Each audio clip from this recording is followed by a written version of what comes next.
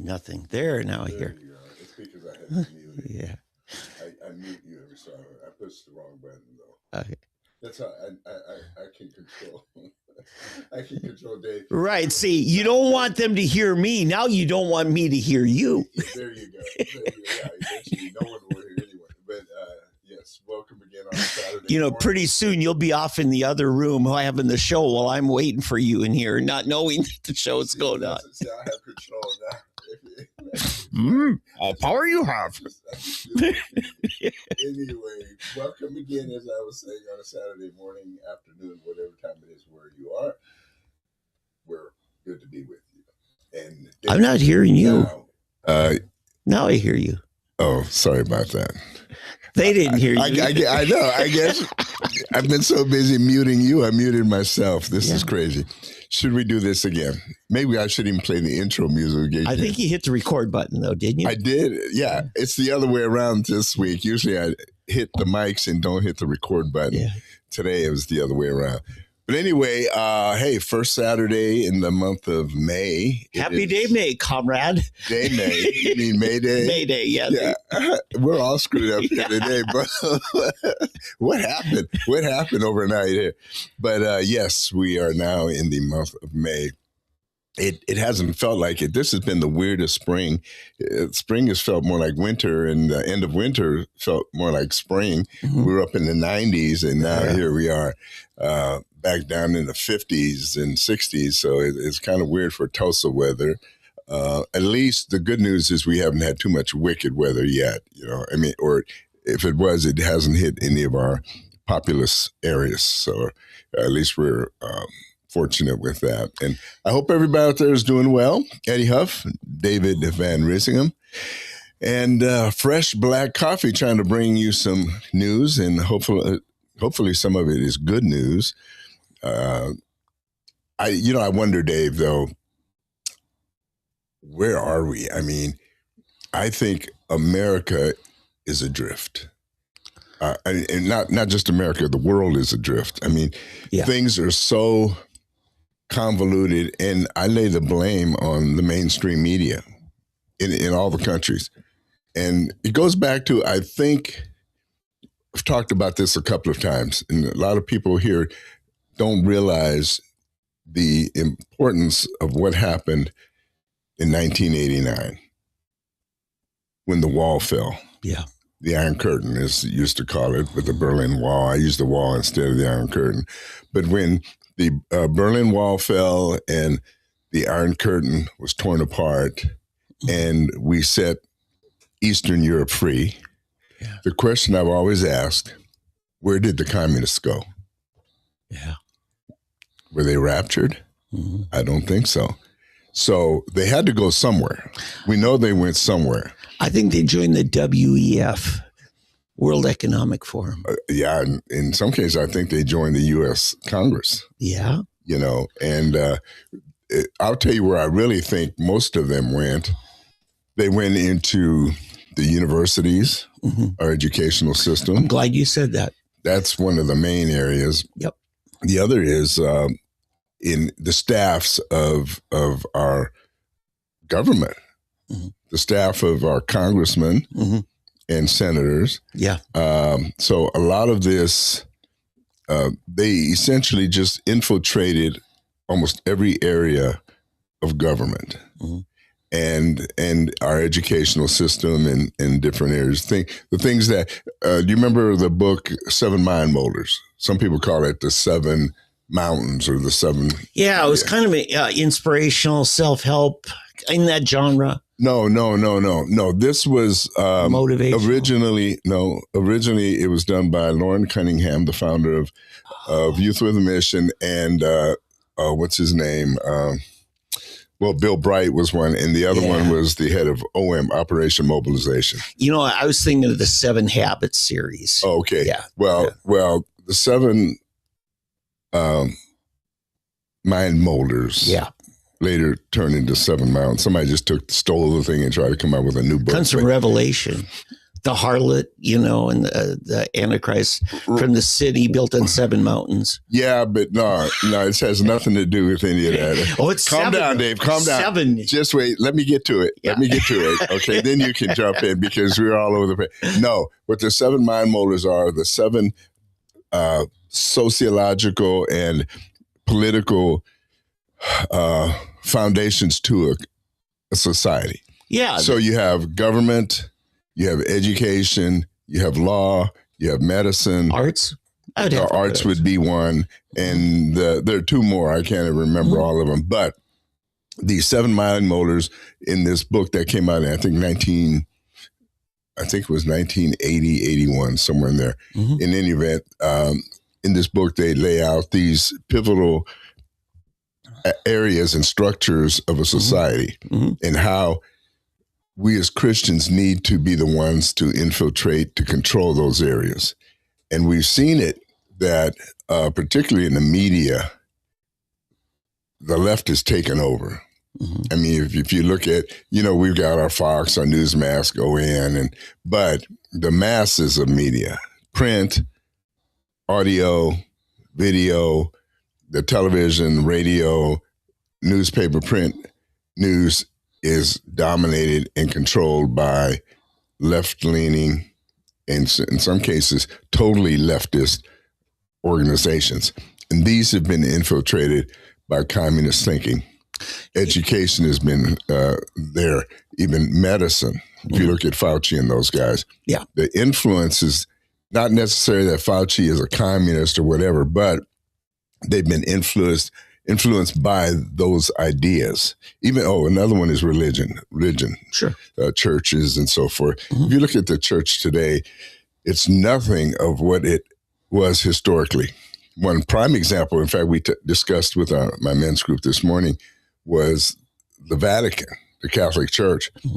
You have a pope right now who is basically a leftist American. Mm-hmm. And in fact, it's funny because I'll just sidestep a second. It's funny, but among Catholics, a greater percent, I think it's 57%, agree with Donald Trump against the Pope.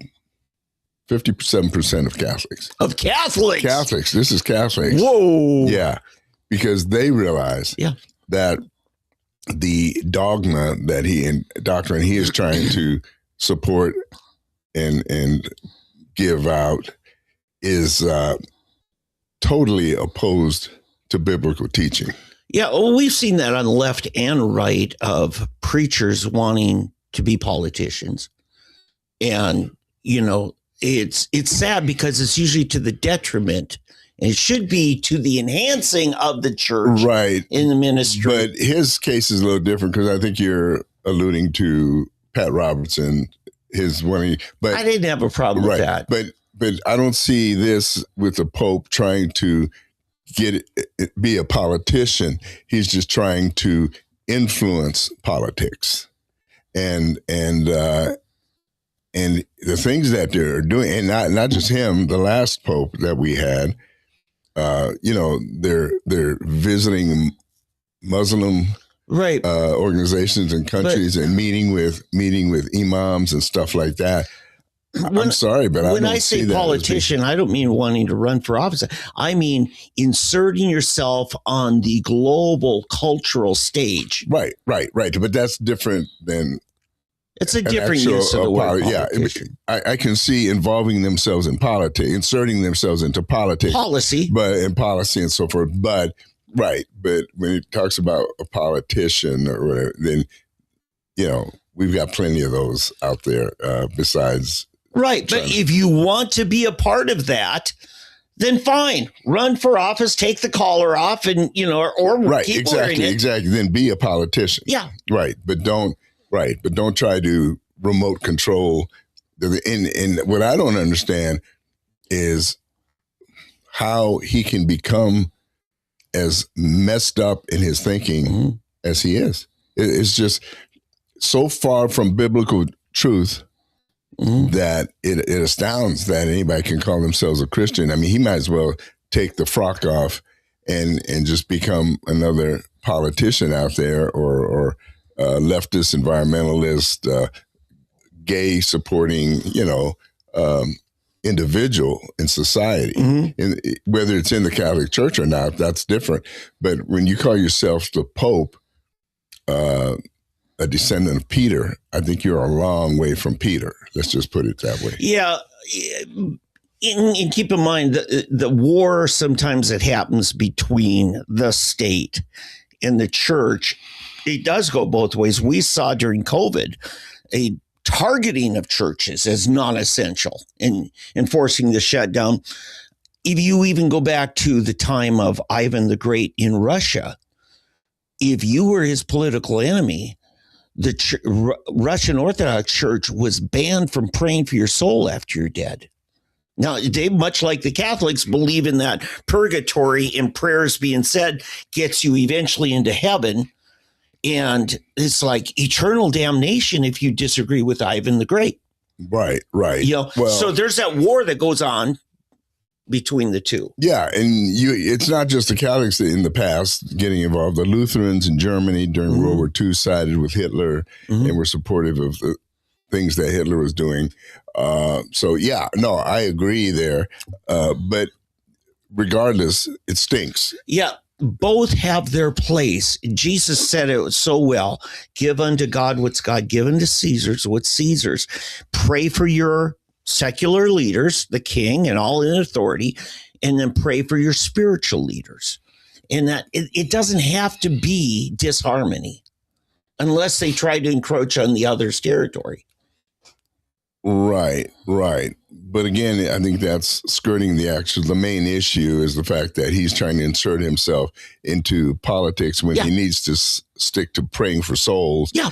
Speaking. Exactly. I've mentioned this before. To me, the greatest Pope in my lifetime, I like Jolly John, Pope John, that was the 21st, I think it was, or 23rd. In any event. The Vatican II Pope. Right. The chubby, happy guy.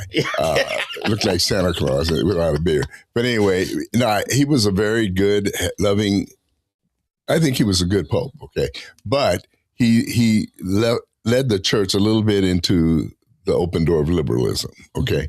But then he was followed by Pope Paul VI, who was a very strong conservative. In fact, I had my friends, we listened to his Easter message one year, and it was one of the greatest Easter messages I've ever heard. It was pure Jesus, pure follow God, and, don't sin. And it was really, really a good, strong message. But then he was followed by John Paul, where I still can't, the first who died quickly, and then John Paul II that came right after him. But I still can't tell exactly where he was. He was a little bit left, but he was, I guess you'd say he was moderate. And he I think he did some good things. He wasn't evil, but you couldn't tell necessarily that he was really good. If we had Ronald Reagan and Margaret Thatcher sitting here, they would talk about how essential he was to ending the scourge of communism, Soviet communism, because he saw what it did to his beloved Poland. Right. And so anyway, he was followed by Pope Ratzinger. Pope Francis. I was thinking of it as Ratzinger, my Deutsche Kommandant, my German. Benedict, then Francis. Oh, was there? Okay. Oh, Benedict. Ratzinger was Benedict. Oh, he was Benedict. That's right. Okay, yeah, he was Benedict. He was probably the most right-on Pope that the church has had in theology in a couple of was hundred. Pretty solid. He's written some very strong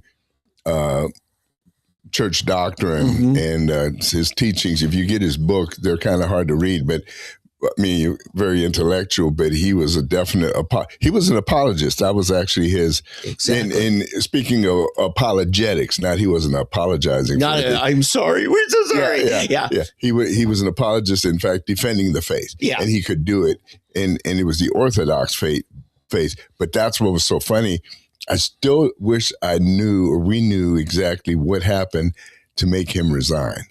Yeah. He pulled out of it and decided to go back to being Father Benedict instead of Pope Benedict. Ratzinger. Oh, he went to he was referred back to Ratzinger. Yeah, they took the name Benedict off. Taking that name yeah, but I want to say this, because we've seen how much the liberal Catholic universities, especially in the United States, have gone off the deep end. Even, Notre Dame, and that the essentials of having updated theology books for the seminaries I'm sure it's very helpful.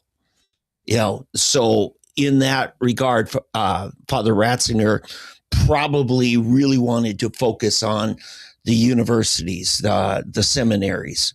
What are we teaching these young priests? Right. My big thing is, when are you going to go back to your first 1500 years when priests were married largely? Because I think that's all the difference in the world. Yeah, but to me, that's a minor issue when it comes to theology. I mean, theology is the real core that they need to deal with. People is policy, to quote a politician. When you're only taking those people, what? And this is one of those times where you and I get into it, which makes probably the best show. When your pool of church leadership is down to those whose interest in heterosexuality and family themselves is so low that they're willing to say, I can do without that in order to be a church leader. I think you dropping your talent pool by 90-some%. Yes, to some extent. Now, I'm not saying that I'm supporting celibate priests, okay? Mm-hmm. I'm not saying that at all. More power to them. God bless them if they feel called to that.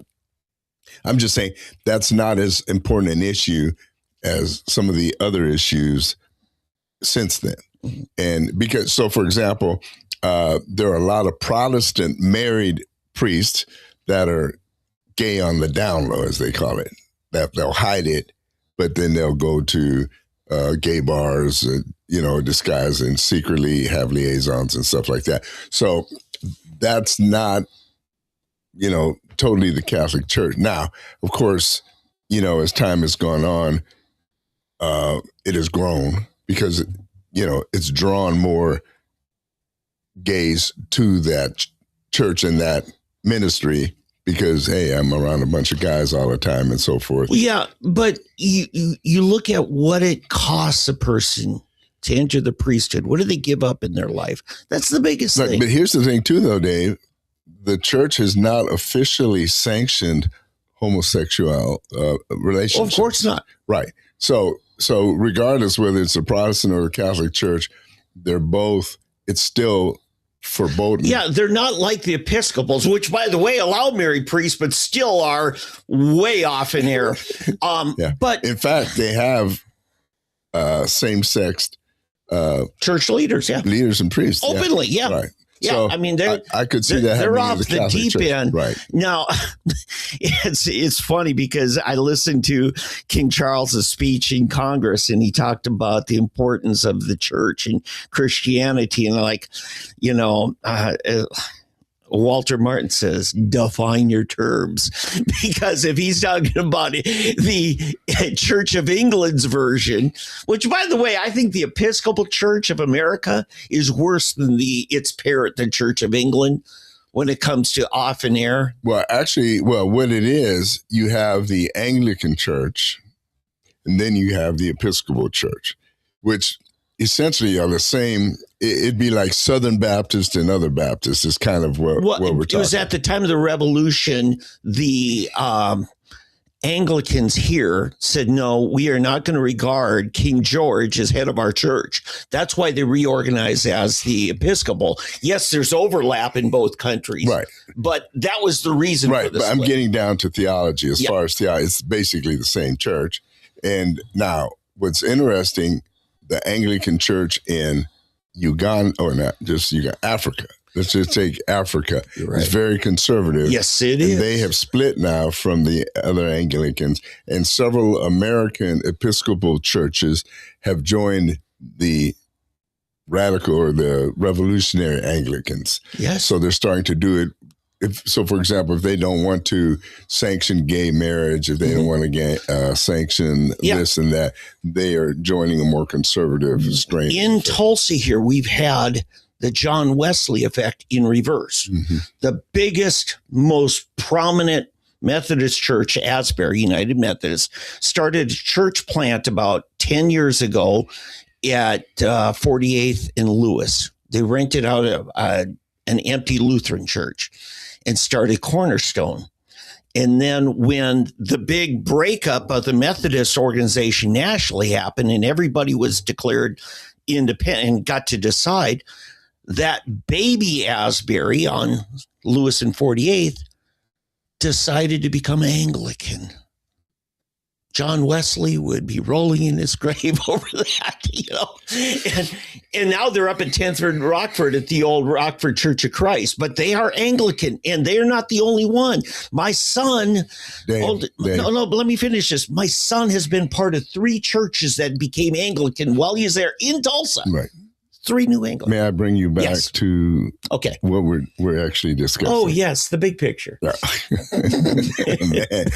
I thought I was a rabbit chaser. Boy, you got a wild bunny going there. In any event, yes, the church, the Catholic Church in itself has split, and it's taken on different, the original split was Luther and starting he considered himself a Catholic till he died. Someone else started calling Lutherans because of their. He didn't ask to leave. They kicked him out. Right. And so anyway, but getting back to today, we've seen the liberalization of theology and ethics and everything among all these different Protestant denominations, and now we're seeing it among the Catholic Church. Now, here's what's interesting. I just saw a statistic the other day that 57% of Catholics agree with Trump versus the Pope. Yes. That more American Catholics are supporting Donald Trump than they are their own Pope. And which I really commend them that they're not saying they're no longer Catholic.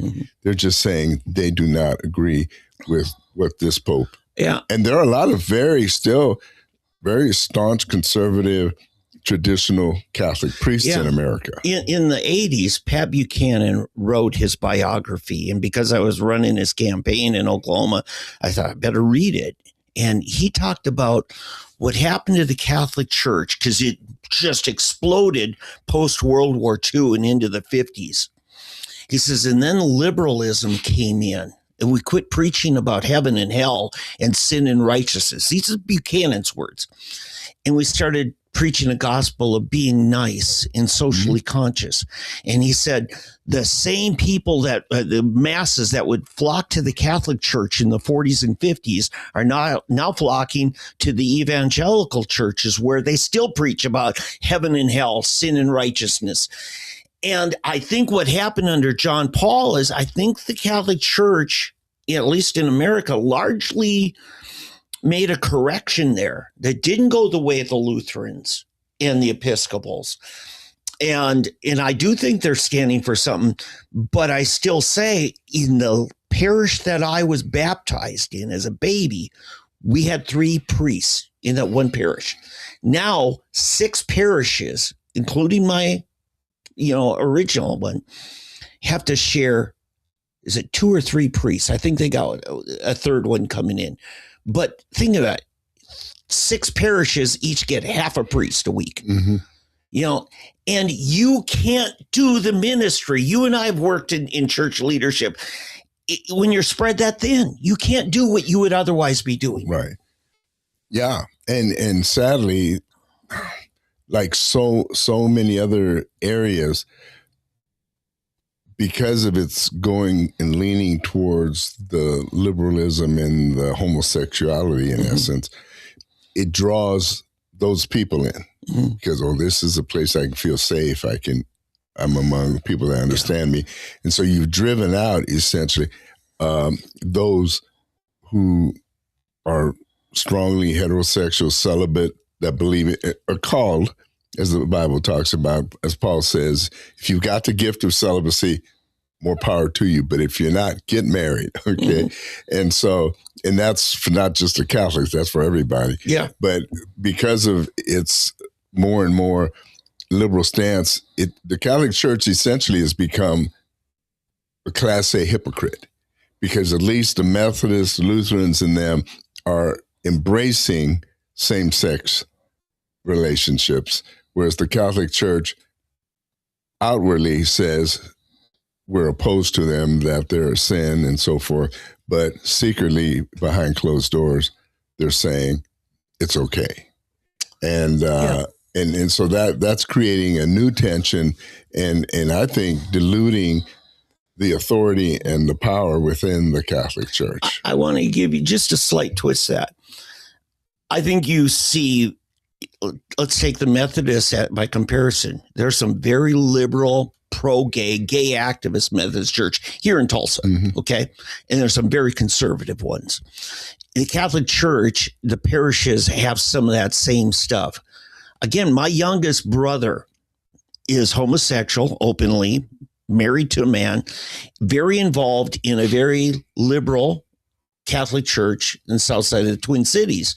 I talked to him about it. I encourage him, stay involved in your church and everything, but it's a church that fits his cultural, view of things. It would be what you and I call a very liberal Catholic church. I think you have some of that distinction parish to parish, just like you have in Methodist church.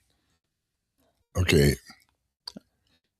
I'm deciding whether to tread lightly or step or excommunicate me. No. The only thing that bothered me or caused me to go is you're encouraging him to still get involved into this, as opposed to don't go to church. Yeah. I mean, I would say it's better not to go to church than to go to a corrupt church. And so, I mean, because what you're basically doing is saying, oh, it's okay as long as you go to church. I'm not condoning what he's doing by any means. Right. But is his going to this gay church, a Catholic church, let's say, is that helping him, or is it just feeding the monster? If you're not, I'll take it back to the apostles' words. Mm-hmm. Some preach the gospel of love, some out of strife and envy. Nevertheless, Christ is preached, and therein I do, I'm happy. I rejoice. And anytime you get a chance to hear the word is planting seeds. But that's the question. Are they hearing the word, or are they hearing another message? Are they hearing a social message? Well, I can't say what their homily is about, but the liturgy. And it's very strict. You do not deter from the liturgy. There's there's an Old Testament, New Testament, and gospel reading, at least 3 readings at every Mass, where the word is read from the Catholic Bible, which is fine. It's much like the King James, right. hardly any difference. Right. And I'm still going to say, great, you're hearing the word. Yeah. Well, we'll have to disagree, to disagree, because because you can take the homily, you've got the gospel and then the homily, which is basically the pastor's message, his free message that he can say.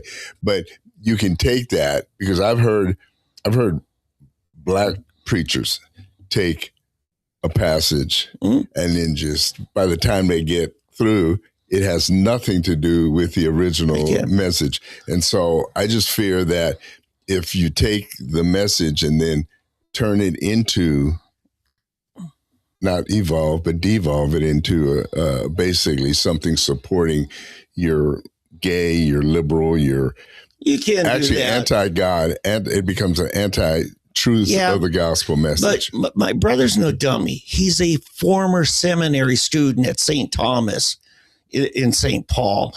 It was, personal issues why he left the seminary, and that was by the dictates of the dean there.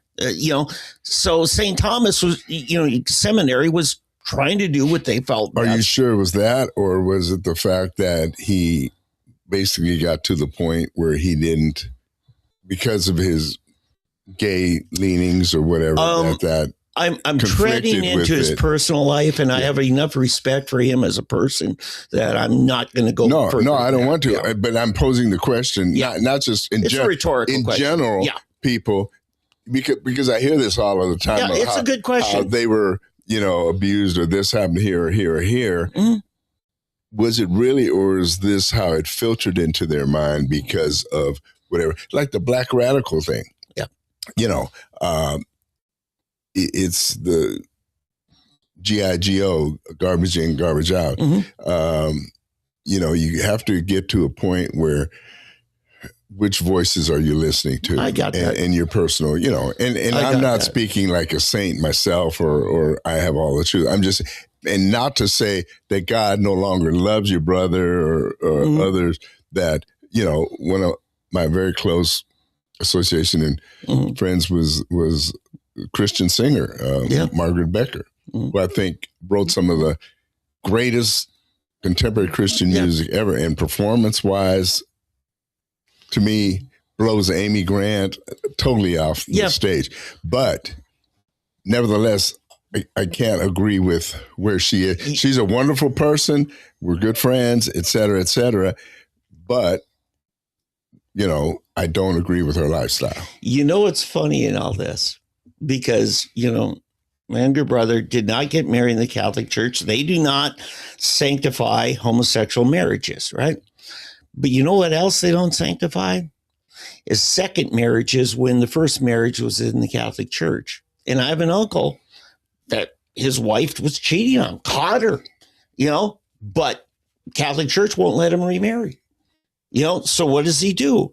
In fact, this is my cousin Joel calling Spirit Airlines. That'll be another one we'll talk about. I should have potted up the thing and brought him into the conversation.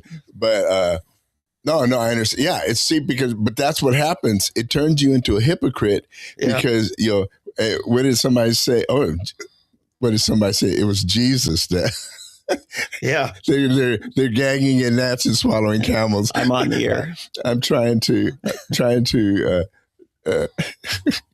figure out who that was, but it was Jesus that said you end up gagging at gnats and swallowing mm-hmm. camels. In other words, you start accepting this, but the really big issues you don't. So anyway, but it's just one of those deals that I really have somewhat of an issue with. Yet, here's what's crazy about it. I still believe the Catholic Church is one of the most powerful and has been historically entities in the world. Mm-hmm. And that the core of Catholic teaching, the core of the teaching has been a straight line. And you've had different priests and sub-denominations with the Franciscans, the Jesuits, the this and the that, go off here. But overall, they've remained true, heterosexual marriage, abortion, they're against abortion. Although, it's funny, there's this TV show, I think it was on HBO, and it was about hospital back in I guess it was in the early 1900s, maybe the 20s. And then there were one lady wanted an abortion, mm-hmm. but she couldn't get it, in the normal.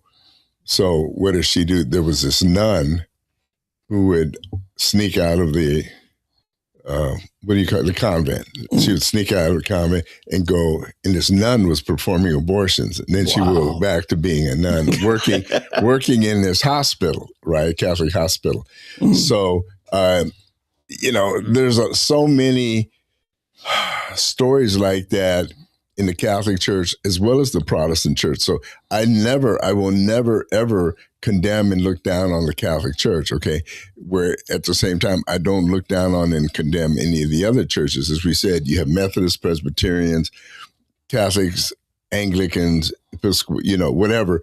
You have those that remain true. Yeah. Those that feel called they have a mission, and they stick with the mission and the truth. Yeah. Okay. So I never write a denomination off or a church off because there's always a remnant. Yeah. Anyway, Dave, you're just chomping at the bits to say something here. We're going to be getting into Spirit Airline. And speaking of, Catholics who have to jump through hoops and annulments in order to get married in that, my cousin Joel here was one of them. But the reason I reached out to Joel is he's been a pilot now for years with Spirit Airline, and they shut down. Should we segue into that? Well, hold on a second. Okay. What you're saying about the divorce thing, well, it's funny. They sell annulments. Right. Yeah, well, here's the other thing. My dad was a Protestant who went to Catholic school in Mississippi, right, way back. And then my mom was a German Catholic. Okay. So when they got married, basically my mother got excommunicated because she married a Protestant. Not because he was black, but because he was a Protestant. Yeah. And so she would go to the priest, and she was forbidden to take communion, as you know. They considered living in sin. Right. So it's like you're shacking up because they didn't sanctify you. So what happens, my dad converts to Catholicism, and he is allowed to take communion now because he becomes a Catholic. Oh my God. But my mother, who was born and raised a Catholic, she was not allowed, still not allowed to the day she died, the Catholic Church would not allow her to take communion. And it really drove her away from the church. I mean, for years and years. It has a lot of people, very devout. But I mean, if that's not the epitome of stupidity, it just, you wonder, what are they thinking, that this guy marries this girl, but because he becomes a Catholic later, he's good now. But the original Catholic, who has been wanting to go to church, and she would go to Mass, she would still go to Mass, but was forbidden to take communion. It's that theology. It says all of your sins before you accepted Jesus, they're wiped out. But you sin afterwards, we're holding it against you. Yeah, there is no forgiveness for you. Yeah, we're shunning you. What's the thing on Seinfeld? No soup for you. All right, Dave, so please. Yeah, okay, he hasn't responded. I'm concerned that my cousin Joel Van Rissighem might, I don't know if he's got to find a jump seat on another airline. No, here's the deal. There's been a pilot shortage. Yeah. The FAA, they increased the flight time. It used to be 500 hours. They've increased it now to 1,500 hours. Well, 1,500 hours of flight time is a long time for a new pilot trying to get in, when flight time, I think, is probably up at $250 an hour or so. Yeah. No, those hours are whenever the turbines are revving, right? It's not time parked in the gate. Right. Yeah. Well, we're not talking, because you're not even there yet. Yeah. So you have a logbook, and then the day when you start, you enter, 11 o'clock, and we finished at 1:30 or so. I mean, just imagine an hour and a half flying, 2 hours flying. Figure out how many. Well, it goes 750 flights, and each flight costs you a couple of $100. Okay, add that up. It's just insane. So now here's what's interesting, though. I met a fellow pilot, my son with United. He lives here in Tulsa, but he flies out of Denver, which is weird. A lot of pilots do that. Oh yeah. But anyway, he got his license through OSU. So you can go to OSU. I don't know if OU has a program as well, but you can go there and get a degree, and then it is. But you got to log so many hours just to be in the running. I think it's well, that's what I said. It's 1,500 hours now for your airlines. For your airlines now. No, if you do 1,500 hours, they're chomping at you. Yeah, come on, because they need. It used to be tougher. There used to be people biting to get in. Right, when it was 500 hours. And the airlines, the problem they're having now, the guys with 1,500 hours are older, the older pilots, and they're having to retire. So they're having them go out that end, and the pipeline is not being. Still 65, hard set 65 retirement? I think so. Yeah. Yeah. Because you know what? My cousin here, he's a year younger than me, turning 64 this year. Yeah. And so good luck finding a job. Right. You know, when you say, yeah, I'll only be here 9 months or 5 months or whatever. Yeah. But so anyway, like I said, the airlines are up against a rock and a hard place, but this will actually benefit some of the other airlines because they'll be able to take in the pilots from U.S. Air. Or Spirit. I'm sorry. Yeah. U.S. has been gone for a long time. So, in fact, they merged with Spirit, didn't they? U.S. Airline. Yeah. And so you have a lot of these pilots that have maybe 1,000 hours or so, experienced pilots that you can now put into the labor force for your airline. So JetBlue, oh, by the way, it used to be 60 and they raised it to 65 20 years ago. Mm-hmm. So, yeah, but it is 65 now. And, I think it was JetBlue and Spirit were going to merge. And Congress or somebody fought against it and never happened. Oh, really? It didn't happen. There, citizenfreepress.com basically saying, Elizabeth Warren, you own this one. You're the biggest voice standing in the way of the merging. That merging somehow would have. And here was Elizabeth Warren says, this will harm, competitiveness. And there'll be a cartel and they'll raise their prices so high and everything. In reality, now with it going down the tubes, now you only have 4 national airlines. It's even more hastened than that. Because JetBlue went under, Spirit's now under. Yeah. And so. See, and they were trying to merge together as a cost savings thing. You know what else is weird? Here's the weird, because my old administrative assistant here, she her brother-in-law was a pilot. He came to Tulsa to go to flight school through I was going to say TTCU. What is it? What is junior Tulsa Tech. Yeah. So anyway, and he did. So he started flying for an American airline subsidiary, one of the small regional airlines for American, and he couldn't live off the salary.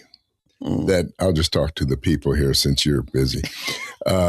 He couldn't make a living flying for this subsidiary of American Eagle or something like that. Oh, sure. He didn't make enough money. Yeah. So he had to quit. So he ended up becoming a flight instructor, and he ended up making more money as a flight instructor than he would as a pilot. But now, he could probably get on with one of the major airlines. But like I said, I think that it's not necessarily a bad thing because you're going to get experienced pilots now coming back in to these other airlines. Yeah, and really the best way to log your miles is find some young corporate executive who's got a private jet, and for a token amount, you'll be his pilot and fly him around because you get to log the hours and you probably get paid something. Right. And that's usually your best way, because if you're paying to rent planes at the airport, it's ungodly. No, it is. Yeah. It's ridiculous. Yeah. And I've got a good friend who's been a pilot for years. He's retired now. And he said, he says, plan on it taking you 10 years to get to that captain seat on a major airline. Right. The easiest... The simplest way to do it is to go into the military out of college, and then let's say go Air Force, Navy, even Army, Coast Guard, whatever, the Pentagon, okay, and then apply for flight school through one of their. Now you may not be flying with the Thunderbirds or the Blue Angels or an F-35 or whatever. You may be flying a C-130 cargo plane, but you're getting those hours. That's the key. And a lot of them long hours. Here, let me just throw this one more thing. everybody wants to be a fighter pilot. Everybody wants the helmet, the oxygen mask, and and you've like seen Top Gun, and like getting a drum, and So you got all that. The problem is the flight hours that you get. A jet only has fuel for like, I think, an hour flight, then they have to refuel. Okay, whereas the cargo plane, it can stay 15 hours, 20 hours in the probably air. Refuel that fighter jet. Well, yeah. Some of them are refueling That's how tankers. they do when they're on the long trips, like to bomb Iran. Yeah. But anyway, so you get those hours, and then you get out, and you're getting out with 2,000 hours of flight time.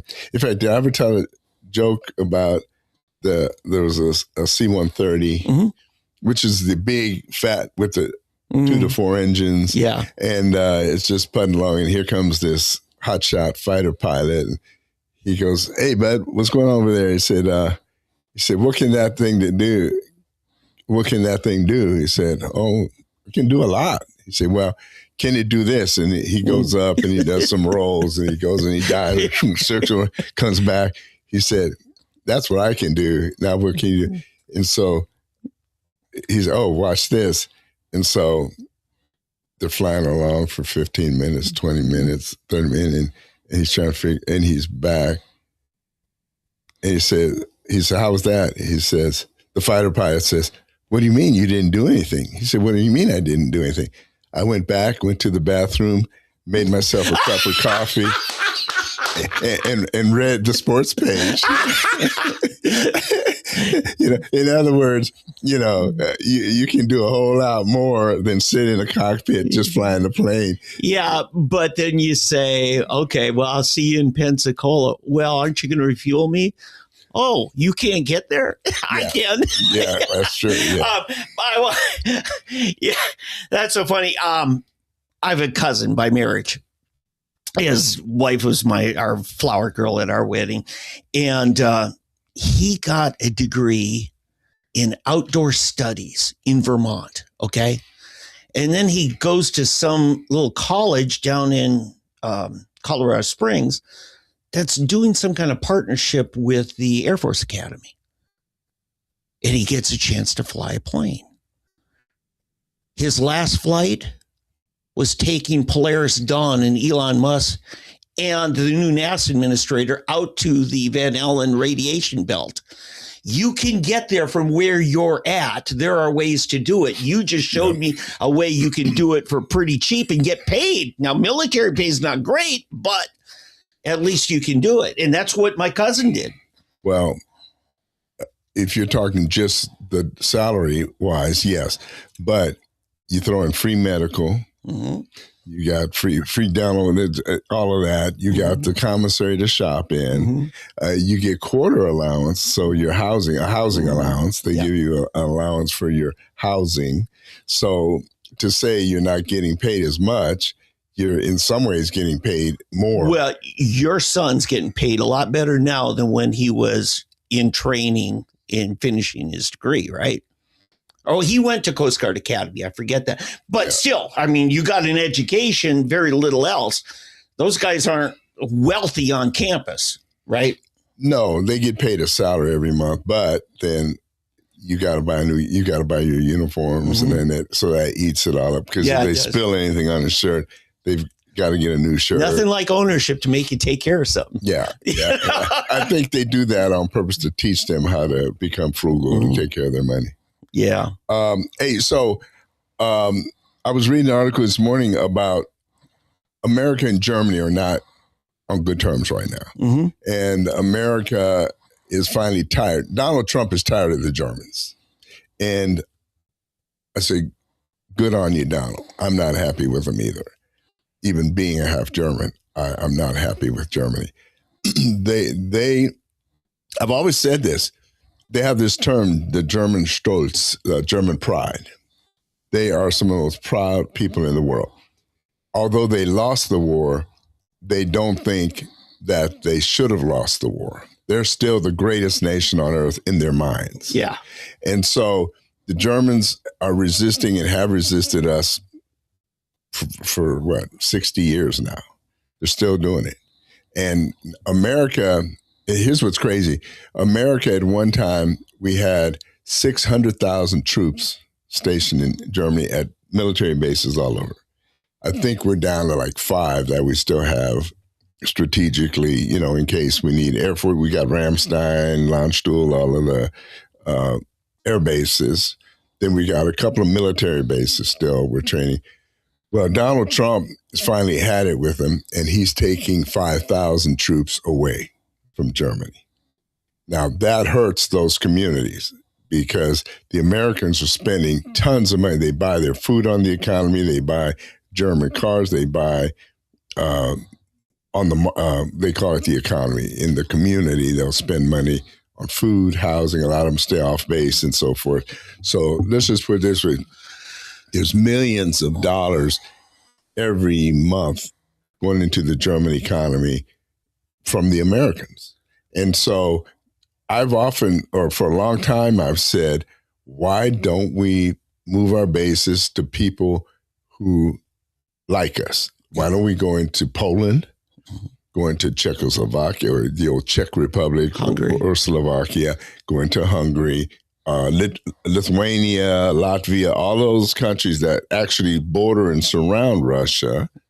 Ooh, Vladimir wouldn't like that, would he? Tough, Vlad. You know, I mean, honestly, but the Germans don't, not just the Germans, the British, Germans, the Dutch, the Belgians are the worst. Spain, of course, we have the Torrejon Air Force Base in Spain. These are not our friends any longer. Right. And so what we need to do is say, okay, you don't want to be our friends? We'll find somebody that is our friends. And now France, to their credit, they kicked us out under de Gaulle back, 60 years ago, shortly after a war in the 50s, they kicked us out. But somehow we need to move ourselves to strategic places, but that are friendly to us. Yeah, no, I agree with you. Spain, Trump just put in motion a request to drop Spain from protection of NATO because Spain's the one nation that still won't do 5%. Right. They're not doing squat. I want to go back to your numbers here. If you got 5,000 people in a base, when you're operating a military base like that, payroll might be a third of what you're spending to have that base. I don't know. Because you got all kinds of other expenses. You got to pay the bills. You got to, supplies. You got all the things you got to run. And we're renting. We're paying the Germans for the space. Here's where I'm going with that.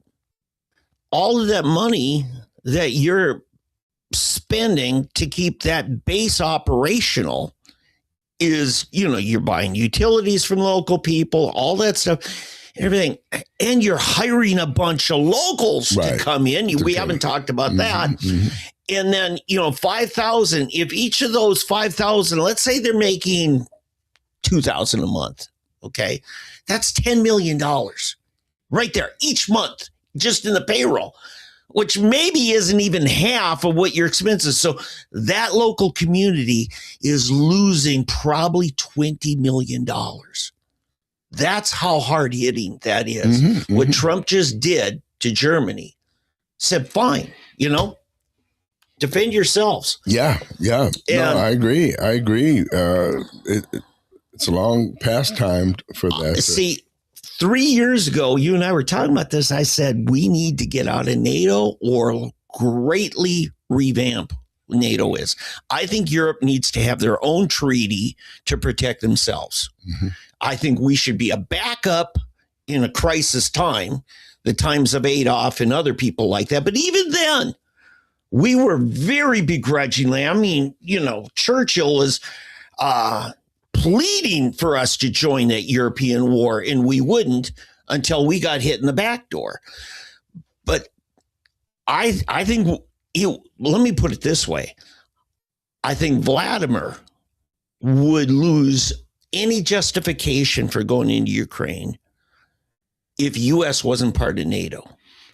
Because I don't think he has a legitimate feeling of being threatened by the Europeans. Right. And the whole thing that started the Ukrainian war was the fact that Ukraine wanted to put a NATO base over there near Odessa and on the Black Sea. And you can't, we've talked about this before. Jeffrey Sachs said it well to Tucker Carlson. He says, a promise was made to the Russians that NATO would not expand eastward, and we broke our promise. We went into Poland. We gave them full NATO status. It's a clear violation. Yeah. Clear. But what I'm saying, though, the Black Sea access, you can't take that. I mean, we're being so hypocritical, really, that if NATO wants to all of a sudden be in Ukraine and have bases along the Black Sea, which is the only way that Russia can have access to the Mediterranean. They have to go through the Black Sea. And the Baltics.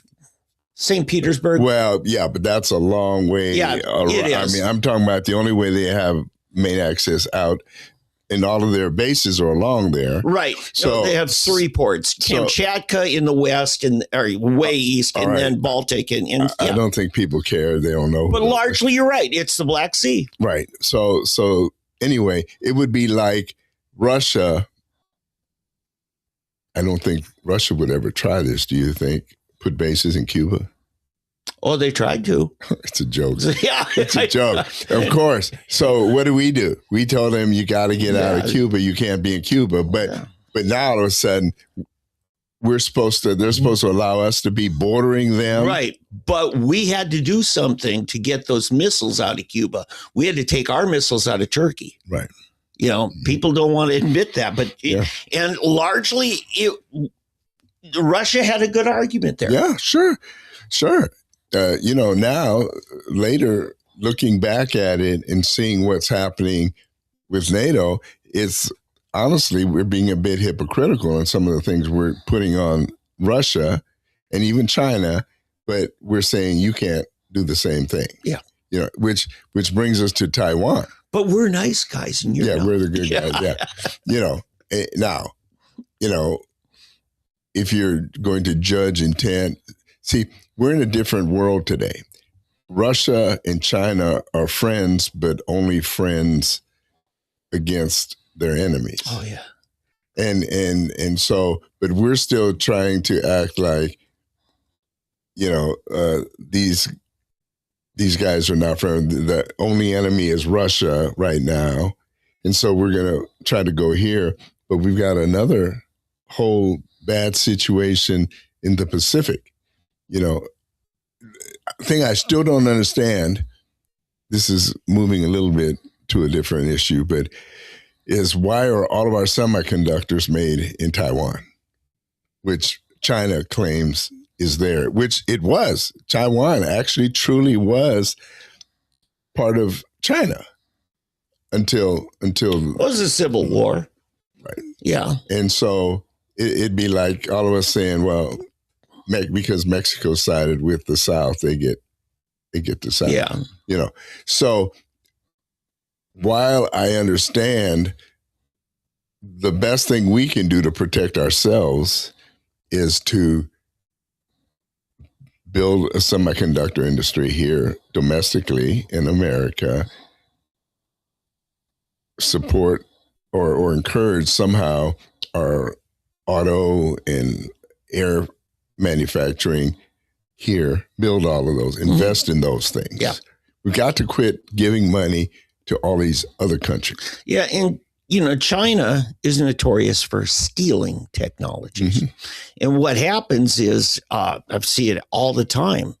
A company will, have some great technology, and now they got to tool up to mass market, a global market.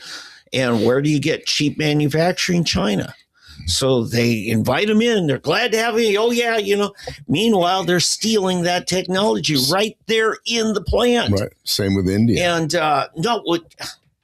30 some years ago, I'm working at a chain of Christmas stores, and we've got this little tester. It's wireless that it can tell you which bulb on a set of miniature lights went out, saving you tons of hours. And it was technologies patented in Israel, Bethlehem Lights. And yes, it literally is called Bethlehem Lights. And it costs $20 retail. And all of a sudden, 3 years later, I go into Walmart and they're selling that same tester, a little bit different casing, for $4. Made in China. Different company. Yeah. Stolen. And Sam Walton was a partner with this thievery because he was saying, yeah, let's do it. If retailers are going to do that, and I understand that, Sam was like, hey, either I play the game or I don't exist anymore, Walmart. That's why this whole idea of capitalism versus socialism, it's become convoluted. Mm-hmm. Like, pure capitalism is just basically greed. And so that's how you get that. You get, and listen, Sam Walton and Walton's is a great, great thing. But when it comes to a national identity, thinking nationally, then there comes a point.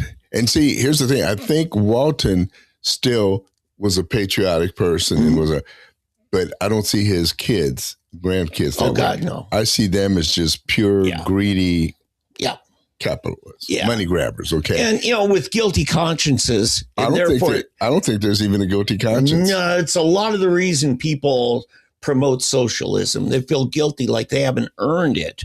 Oh, I see. You're saying, okay, right. Rush Limbaugh said that. He says, a rich person is saying, I should pay more taxes. Rush said, he's just admitting he's overpaid. That's all he's doing. He feels guilty about it. But are you overpaid? Now, if you're a trust fund baby, yeah, I can believe that. You didn't genuinely earn it. Exactly. No, those kids of the Waltons and that created some Arvest and State Bank, the old State Bank, and that their kids now. Yeah. We're talking 2 generations later. If you feel that guilty, then give it to people here, but give it in the right way. Don't just give it because this is going to make you feel better. Give it to where it's truly needed. Yeah. We're so messed up in our minds, it hurts. Yeah. I think that naturally the Russian people and the American people ought to be the best of allies. I agree. I think there's very similar values. And I think, the Bolshevik revolution and the tyranny that followed was not who the Russian people really are. I studied a lot of what Alexander Solzhenitsyn said. And, he moved to Vermont when he got out of there after writing One Day in the Life of Ivan Denisovich. But he would not play into Nixon's propaganda game because he says, I believe one day Russia will return to Jesus Christ and reject communism. And when that happened, Solzhenitsyn moved back because he loved his people, not his government, but his people. Yeah. It's the same with Germany. Look at Germany, Nazi Germany, right? And there are good people. Not everybody was bad. Yeah. And they just got caught up in something, which America is not immune to this, people. The Democrat Party right now is as bad as the communists and the Nazis. Yeah. You can combine them and you come up with the American Democrat Party of today. Okay, we've gone full circle on this to the point of what has taken down the great American culture and value system. And you mentioned education. I think that's more than anything else. It has corrupted the minds of the young people. It has destroyed so much. And here's the thing. They've done it largely on our tax dollars to the point that Biden wants to forgive all the student loan debt. Thank God Trump is now saying there are some degrees that you do not qualify for FAFSA student aid. Yeah. Because some of them are just ridiculous. Women's studies, African-American studies, useful. Hispanic studies. Yeah. We have justified this as a subsidy that we will regain from somebody with a college degree making a higher income. You'll make a higher income on women's studies and African studies. But that's really not the reason for it. Okay. To to regain income, except the parties. See, the Democrats have figured out that if they give free stuff, they'll buy people's loyalty. Okay. Yeah. So that's the real reason behind it. And I agree. I'm just telling you the narrative they sold it to us on. Oh, right. Right. And people, unfortunately, a lot of them bought it that, honestly, because, and here's the sad thing, these minorities that are abusing this, it's because I'm just going to say it, the Democrat Party thinks you're too stupid to be able to achieve in a money paying, a bona fide positive degree. Mm-hmm. And because you can't major in petroleum engineering, electrical engineering, civil engineering, in business administration, in math and science, even in English or an academic degree, that all of a sudden we're going to just make up degrees for you to be able to give you money and then give you a title. And then these people get out there. Here's what's really funny. Okay. Several years ago, when I graduated from Texas Tech, I finished, left, and had to go make my way. The next several years, AT&T went to Tech and started hiring all these people. We're talking people with history majors, government majors, whatever major, non-business. I graduated, but they took all these people and made them account executives for Ma Bell. It used to be Southwestern Bell, at that time. And so they start hiring all of these minorities to make themselves look good. And not one of those people stayed there for more than 10 years. Mm-hmm. Now, some of them ended up suing AT&T, which is really funny. They ended up suing AT&T for discrimination later on, even though AT&T gave them the opportunity at these at that time high-paying positions coming out of school. And it's really funny. It seems like I always left too soon. My first job was a claims adjuster in Dallas for this company. And so I left. I decided I'm going, and they called me in for an exit interview. Do you feel there's any discrimination? I said, I don't know. No, I didn't say I'm fine. I left. 3 months after I left, I didn't realize this. A group of the black employees sued that company for $25 million, and then won for $25 million. And I missed out. I didn't get it. And then it hit. Oh, that's why they had me do this interview. Yeah, they knew it was already going on. But for some reason, nobody informed me that this was happening. But no, I'm glad that's where I left and I ended up going to seminary. Yeah. And I think my life is 100 times better for not having taken part in any of these type of things. But anyway, it just gets back to where we are in America today, that you still have everybody wanting to grab it for the greed, the personal greed. And you can couch it in, well, it's for my race, it's for my gender, it's for my this, it's for my that. No, it's about you. You're just greedy and want easy money. That's all it is. That's all it is. I'm going to rest my case. Yeah. And we got a list of things I want to get to. Well, let's get out. It's your day. Let's do it. All right. So we just heard today, in fact, you saw me texting earlier, my cousin who's a pilot with Spirit Airlines. We're still on Spirit. Yeah. He says, no, it's immediate and it's impacting. And I wanted to interview him live. I was literally wanting to hold the phone up. He says, I can't, not today, But here's the narrative he was able to give me back and forth in text. Now you got the big four airlines.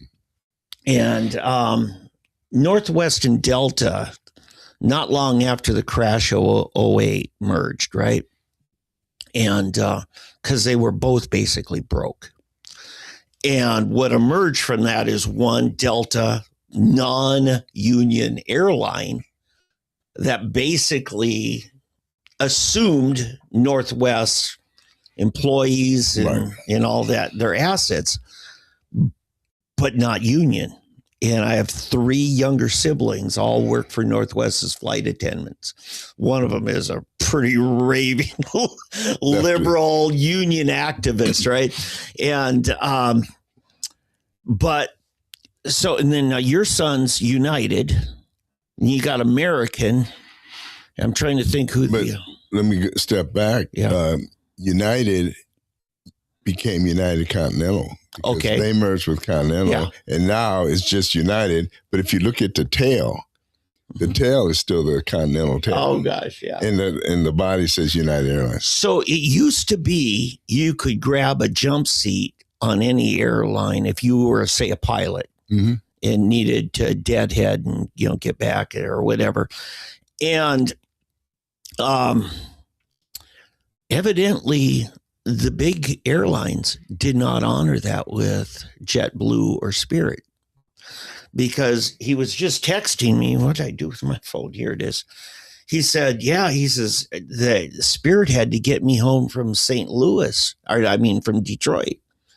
He said they had to buy an $830 ticket on another airline to get me back, And he said, then this happened again in Dallas, and I'm sitting in the very back of the plane with a ticket that cost Spirit $535. Yeah, but my question is, okay, how did he get to Detroit? Was it Spirit? Did he fly to Detroit and then he had to catch a flight back? Now, sometimes they don't fly you in a loop. You do what they generally call a deadhead, where they get you back home. No, I understand, but okay, with Spirit, did he fly into Detroit with Spirit? Because I'm trying to figure out, if he flew into Detroit with Spirit, why didn't he fly back out of Detroit with a... Okay. He said, during spring break, Spirit had to buy my ticket on Delta. The only seat available was first class. He says, it's $835. He says, then a week later, Spirit had to buy another ticket to get me to Detroit. That was the back aircraft for $535. But his point was, he says, well, we were still flying to there. Minneapolis to Detroit was always $149. He said, that's why the big four needed to get rid of Spirit and JetBlue. Mm-hmm. And he says, the consumers are going to feel this heavily now. And what Elizabeth Warren, is claiming, that this merger that would keep the budget airlines alive was somehow going to hurt competitive low prices for the common man. It was just the opposite. Now, without them in the mix, the prices are like tripling. I bet if you went back and looked at Elizabeth Warren's, I was going to say Pocahontas, but if you go back and look into research, I would almost bet you anything that she is getting money from the big four. Yeah. Remember how Bobby Kennedy exposed that with Bernie Sanders? How many millions of dollars his campaign gets from pharmaceuticals. Mm-hmm. And he's attacking Bobby Kennedy for cracking down on him. Yeah. These people, they're phonies. Yeah, they are. These leftists they're so in the pocket for big corporate America. Right. Just like Hillary Clinton. Republicans are getting the same. I'm not going to say Republicans aren't immune to it or are immune to it, but at least they're quiet about it. Yeah. They don't come out as harshly and everything. They'll just wait for the vote, and then they'll vote their way. Yeah. But tell me, who did the Teamsters president support? Sean O'Brien for president this last time. It wasn't the Democrat. Right. They always were the Democrat party. Right. He decided to stay neutral. But he personally supports Trump. The Teamsters didn't, but Sean O'Brien realizes that the time is right to build that coalition with the Trump mega base. Is he the same one that Mark Wayne Mullen was going to fight? Yes. Yeah, and they're buddies now. Yes. That was amazing because, the biggest opposition that Mark Wayne Mullen had in his confirmation was Rand Paul. Now, he said some things that he's ought to be ashamed of saying about Rand Paul.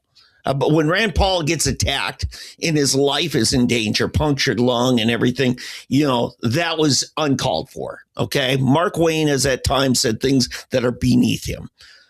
But, for Sean O'Brien to stand behind and say, yeah, we get along fine now. We respect each other.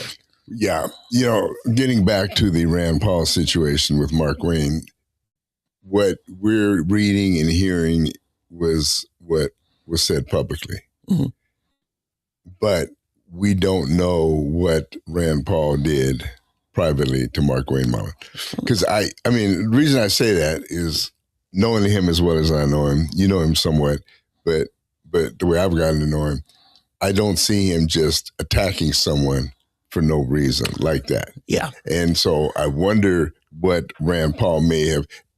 Listen, we all know that Mark Wayne is not literacy-wise, vocabularily challenged. Mm-hmm. Okay, he says things sometimes. It's very oaky. He's from Oklahoma. Yeah. Okay, and I'm wondering if Rand Paul hadn't in the past said or done some things that may have not endeared him to Mark Wayne Mullen. Or more likely, I found out some things, and you are a recipient of some of this. Mark Wayne's a very loyal person. Mm-hmm. If you're his friend, he will protect his friends more than he protects himself. And when the Matt Gaetz thing, because I've never seen anybody so trashed by Mark Wayne Mullen as Matt Gaetz was. And it's because Matt Gaetz took down Kevin McCarthy, who was his friend. Yes. Yeah. Right away from the start, when Mullen gets to Congress, he joins the Kevin McCarthy team under John Boehner and is always stuck loyal to that. And so I can see that. It's interesting though, to talk about that. If you look back, this is what separates Trump from, to me, almost anybody I've seen. The two people, to me, that he savagely attacked and went after mm-hmm. when he was running, initially in 2016, were Ted Cruz mm-hmm. and Marco Rubio. Yeah. There are now not any more loyal people in Washington than those two. Marco and him are like related. It's like his little brother now. Yeah. Ted Cruz totally backs Trump. And so what's weird is that those two that I believe were set upon much, much, much, much more than what's his name? Rand Paul. Yeah. If those two can get over it and move on and Rand can't, then it makes me wonder where the real issue is. Libertarian policy is something I admire. Largely, it's unworkable in a practical sense. Exactly. That's why I can't. But it's still genuinely, it's kind of like, the Beatitudes, Sermon on the Mount. You really ought to live this way and be better if everyone. But you know what? We're imperfect. And so, well, anyway, what I'm getting to here is libertarian principles, the people that hold them. And Jim Bridenstine, who you just had breakfast with, he stuck to a lot of those same principles, not to the extent Thomas Massey was, but he was tight with Massey and Rand Paul. And so their loyalty is to a set of principles, Massey and Paul.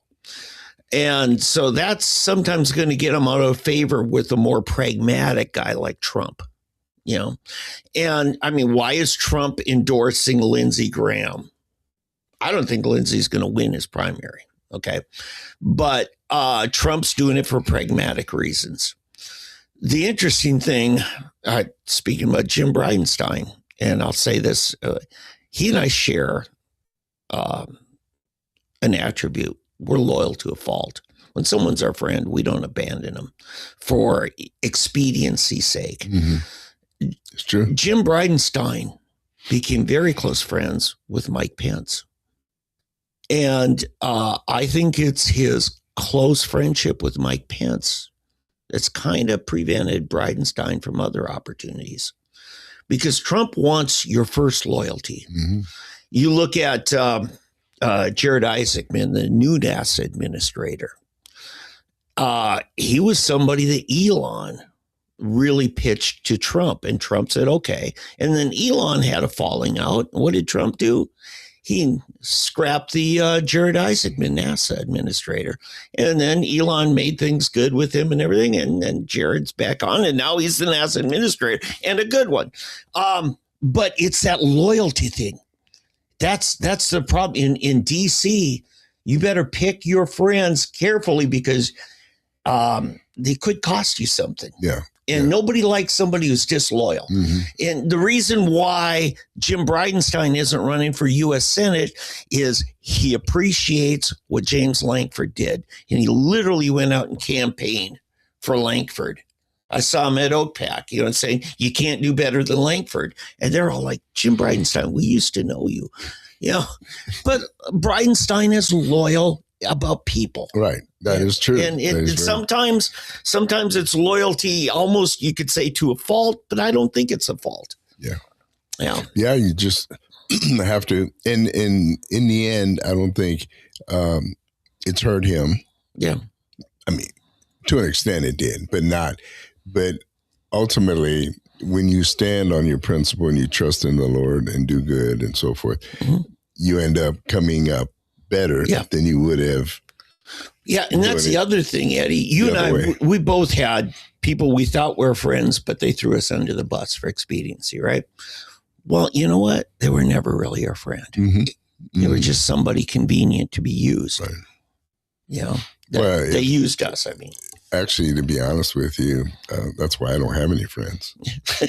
That's why you're stuck with me. That's why I don't trust myself. I'm like Jesus. I don't trust myself don't give myself to man. Mm-hmm. It's him. I mean, of course I have friends, but it takes a long time. And it's funny. It becomes people that I wouldn't have chosen initially to, if they did a lineup and you got this, and this, I end up picking people that out of the blue end up being my friends, lifelong friends and so forth. But that's getting back to the airlines and that whole situation. In general, the good thing is that Trump didn't bail them out. Yeah. I mean, it's bad for your cousin. Well, they rejected it. So it probably wasn't. It's not going to be corporate welfare. I'll tell you that. Mm-hmm. But, Trump is looking for something where he gets something good out of it, for the nation. By the way, last comment from Joel. He said, yeah, Dave, I'd love to talk to you on the phone, but not on the air. Thank you for the blessing. I just prayed a blessing for his family. He says, I'm currently updating applications resume. Blessings on you and your family.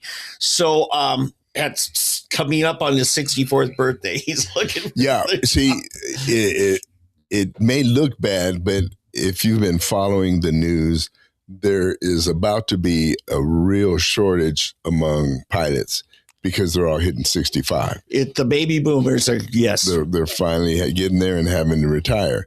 And so they need new pilots. Yeah. So you can either lower the requirements to be a commercial pilot, or you can start scavenging from existing airlines. Yeah. And so, in a sense, all of these pilots that are losing jobs with JetBlue and Spirit, I actually think in a way it might be better for them because now they can get with a company that's solid and can take care of them. Longevity there in the airlines. Yeah. Patrick Duffy, the transportation secretary, seems to be a pretty sharp guy. Mm-hmm. He was on press conference this morning, and he said a few things. And you may take note if you got a friend who just bought a ticket on Spirit and now is stuck. He said the other airlines are honoring those tickets. He says, if you got a confirmed ticket number, confirmation, the airlines, a lot of them are just capping no more than $200 to convert that to one of their available tickets. He says, now, if you bought directly from Spirit Airways, there's not much else you can do. He says, if you bought through a travel agency, now that's either brick and mortar or Priceline, Expedia, all those, hotels, lodging.com, all those that, sell online, that you might end up with money in your pocket. Because if you can say, hey, here's my, no good ticket on Spirit, and Delta says, yeah, hop on one of ours for $200, and then you go to dispute with your credit card the ticket that you just bought, you might get all whatever $600, $400 back, and you only paid $200.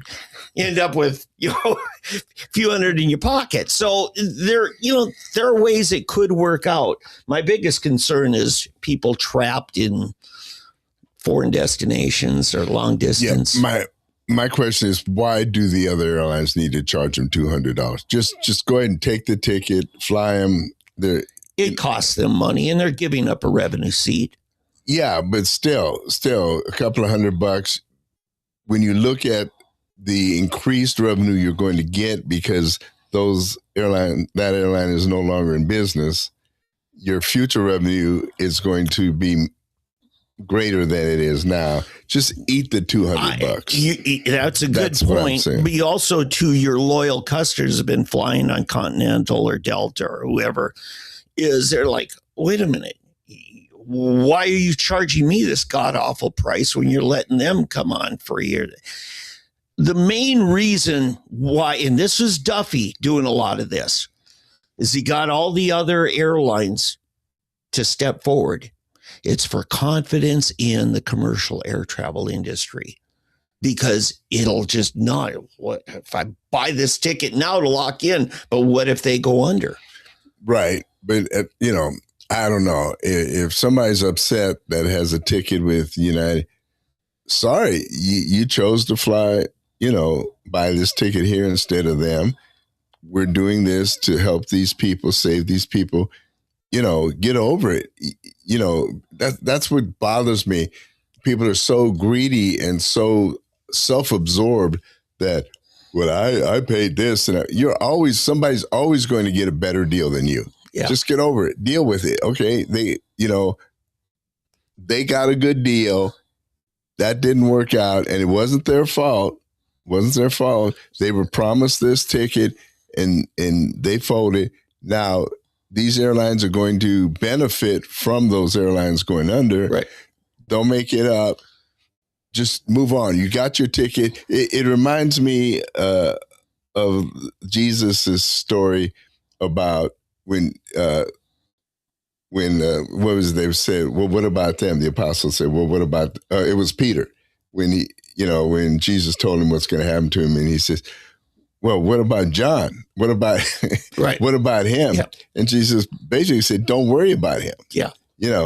It's you and me. Yep. And we do not have that attitude anymore, that we're so worried about he might be getting more than me, or she may be getting more than me. If you give yourself to the Lord and worry about you and your relationship with him, he will take care of you. Yeah.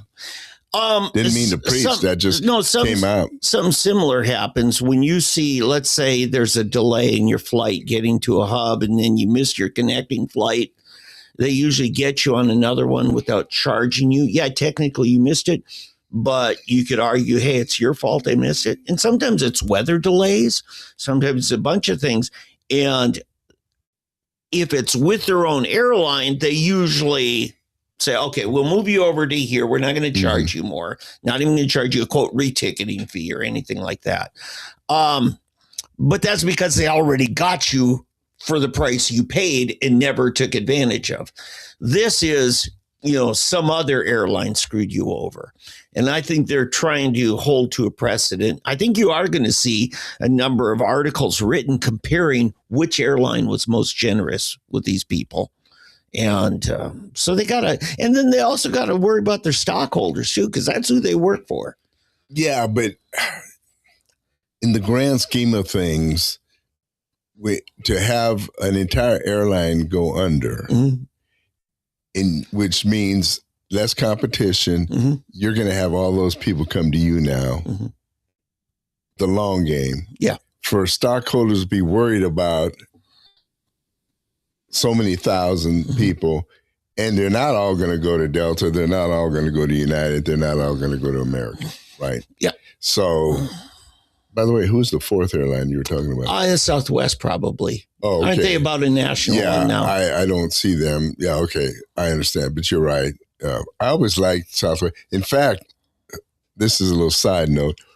I'm really sorry that Southwest got rid of the cattle lines. You know, seats 1 through 30, and then 31 through 60, and then 60. Yeah, they didn't assign seats. It was just right. And if you get there early, or you get online early, you could get your numbers early. If you're too lazy or too slow or whatever, sorry. But I always liked that, because I always made sure that I got on in that first 30, and I could pretty much pick my seat. Yeah. But because the reserved seats, now you've got the thing, okay, group 5, and then you got, okay, now group 4, group and it's worse, because the reason it's worse is because when group 1 gets on, the group 6, they're going to be somehow putting their bags up here, and the next group can't get past them. And to me, it's just a much longer way to get people seated. It is. And here's a little tip. Okay. So I'm flying out of Chicago, Midway Airport, and Southwest, and I got to do a connecting flight in Dallas and then back to Tulsa. And I'm sitting there at the gate, and I'm one of the last to get to board. And I'm like, oh my God, and it's from, Chicago to Dallas, which is going to be full. Right. And a couple of these women with the airport bring this guy who's blind, a black man who's blind, and he sit him down next to me. And they're talking to him real slow and really loud, like he's, deaf, in a nursing home. Deaf instead of blind. And they set him down. And I said, don't you just hate it when they talk like that? And he turns, he says, he's blind, he's wearing glasses. I know, they think I'm retarded. Yeah. And I haven't even introduced myself, but this guy just likes me. We're just talking about stuff. Find out he's a professional musician, keyboard player, kind of a, what you call him? Stevie Wonder kind of thing. And he just got done playing this big jazz festival in Chicago. So we're talking, and he gets out his phone. He's got an iPhone. The screen's black. And he's doing this, and I said, what are you doing? He says, well, because he has his headphone. He says, my phone talks to me. He says, I can't see, so it just tells me what I'm touching. I said, it's black. He says, I know. I save battery life because I have the screen off. I don't need it. He's doing this. And a whole bunch of people are around watching us because they're kind of mesmerized. I said, are you surfing porn? Everybody cracks up, And I said, now, when you get ready to board, do you need help? He says, well, they always call up people who may need assistance first. So he says, I always get to board first. Yeah. I said, can I help you? He says, yeah, we'll get to go on first. You can pick any. And so I got first. It was great, And anyway, we had a great flight. We're still friends to this day. We talk on Facebook. But then I get to Dallas, and I'm talking, I'm waiting for my connecting flight. It's a Sunday evening. And when I'm last aboard again, I get in. There's one seat left. It's between two big old fat people. And I got that middle seat. I got a wedge in. Oh my God, that's Southwest. Well, see, I have a different story that I was thinking about. I have one more thing on this. Okay. Some of my friends who went up there to this conference, also from Tulsa, they went United, and their tickets were less than Southwest. And here I am. What am I doing shopping out? At Walmart, well, I could be shopping at the mall, you know? Yeah, one time I was flying Southwest, and and I noticed this large woman got on. She was kind of younger, but she was definitely overweight. Let's put it that way. 1.5 seats, and I could see her looking, and so I saw her and I moved my stuff because I could tell she was really intimidated and kind of ashamed, of how they're going to react. Yeah. And so I said, here, and she came in, and it almost, brings tears to my eyes to think that she was so thankful and grateful that I would have a seat for her, because she experiences this type of thing that, nobody wants to sit by a fatty here or this or that, And she was the sweetest young lady. She was just big, just overweight.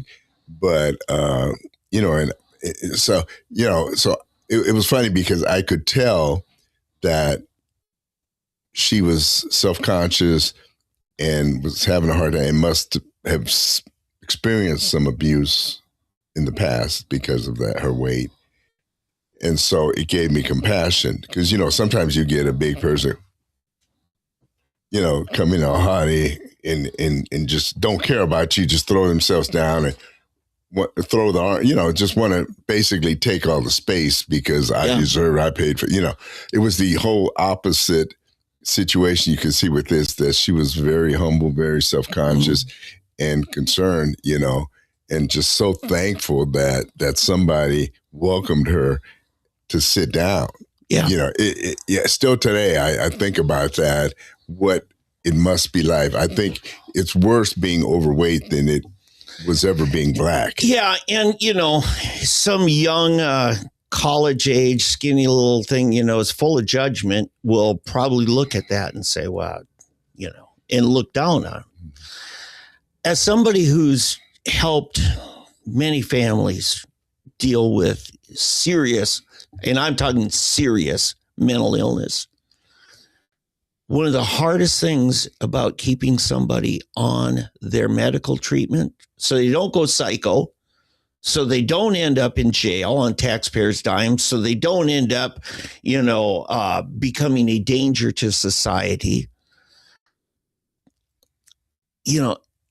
especially women, when they see how much weight they gain from taking that medicine multiple times a day.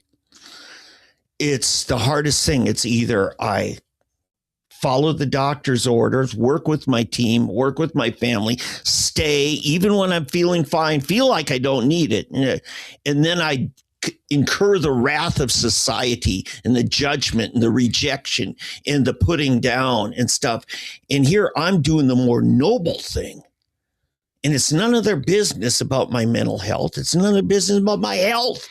But yet they assume so much that they can hold me in contempt. And so I've learned a few things. I'm much like that lady that I saw driving her minivan with kids in the back, and the bumper sticker said, I was a much better parent before I had kids. When you live life, you see the hardships. You aren't so quick to judge. Right. You got anything else? Yes, I do. Okay. Ford Motor Company recently toured some Japanese auto plants, particularly Geely. They're huge in China. They came back last winter and said, I don't know what we can do. We can't compete with this. The technology is so advanced. That they've stolen from us. Well, none of our automakers have it, so I don't know who they stole it from. Well, particularly in hybrid and electric. Mm-hmm. Okay. Mm-hmm. Yeah, maybe they stole some from Tesla, I would expect, because Tesla's that good. But I'm talking Ford.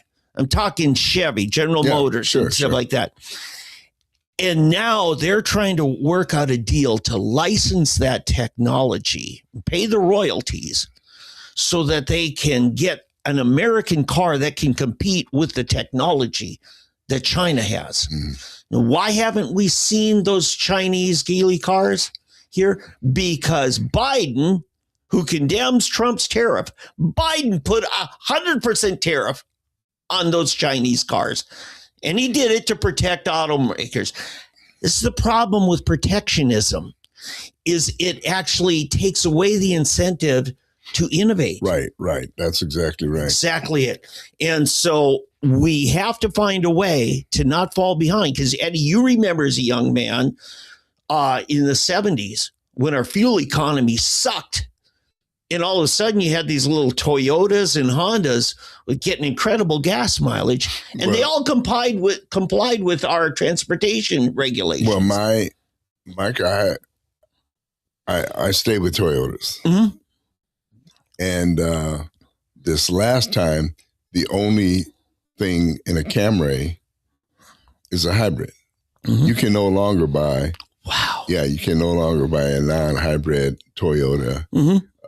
At least the Camrys and the what is the RAV4s? Those are they're all hybrid now. Wow. But here's what I found out. What's interesting, ever since I fill up once a month. Mm-hmm. I only have to fill my car up once a month. I average 45 to 48 miles a gallon. Wow. This morning, just before I came here, 52 miles. My problem is it would be in the 50s all the time, but I like to race people coming in. Memorial. And then air conditioning will take a hit on it. Yeah, but air conditioning may take it down to 42 miles a gallon. Yeah. But I mean, just think about that, Dave. If with our granddaughter and daughter here, went to Dallas. Yeah.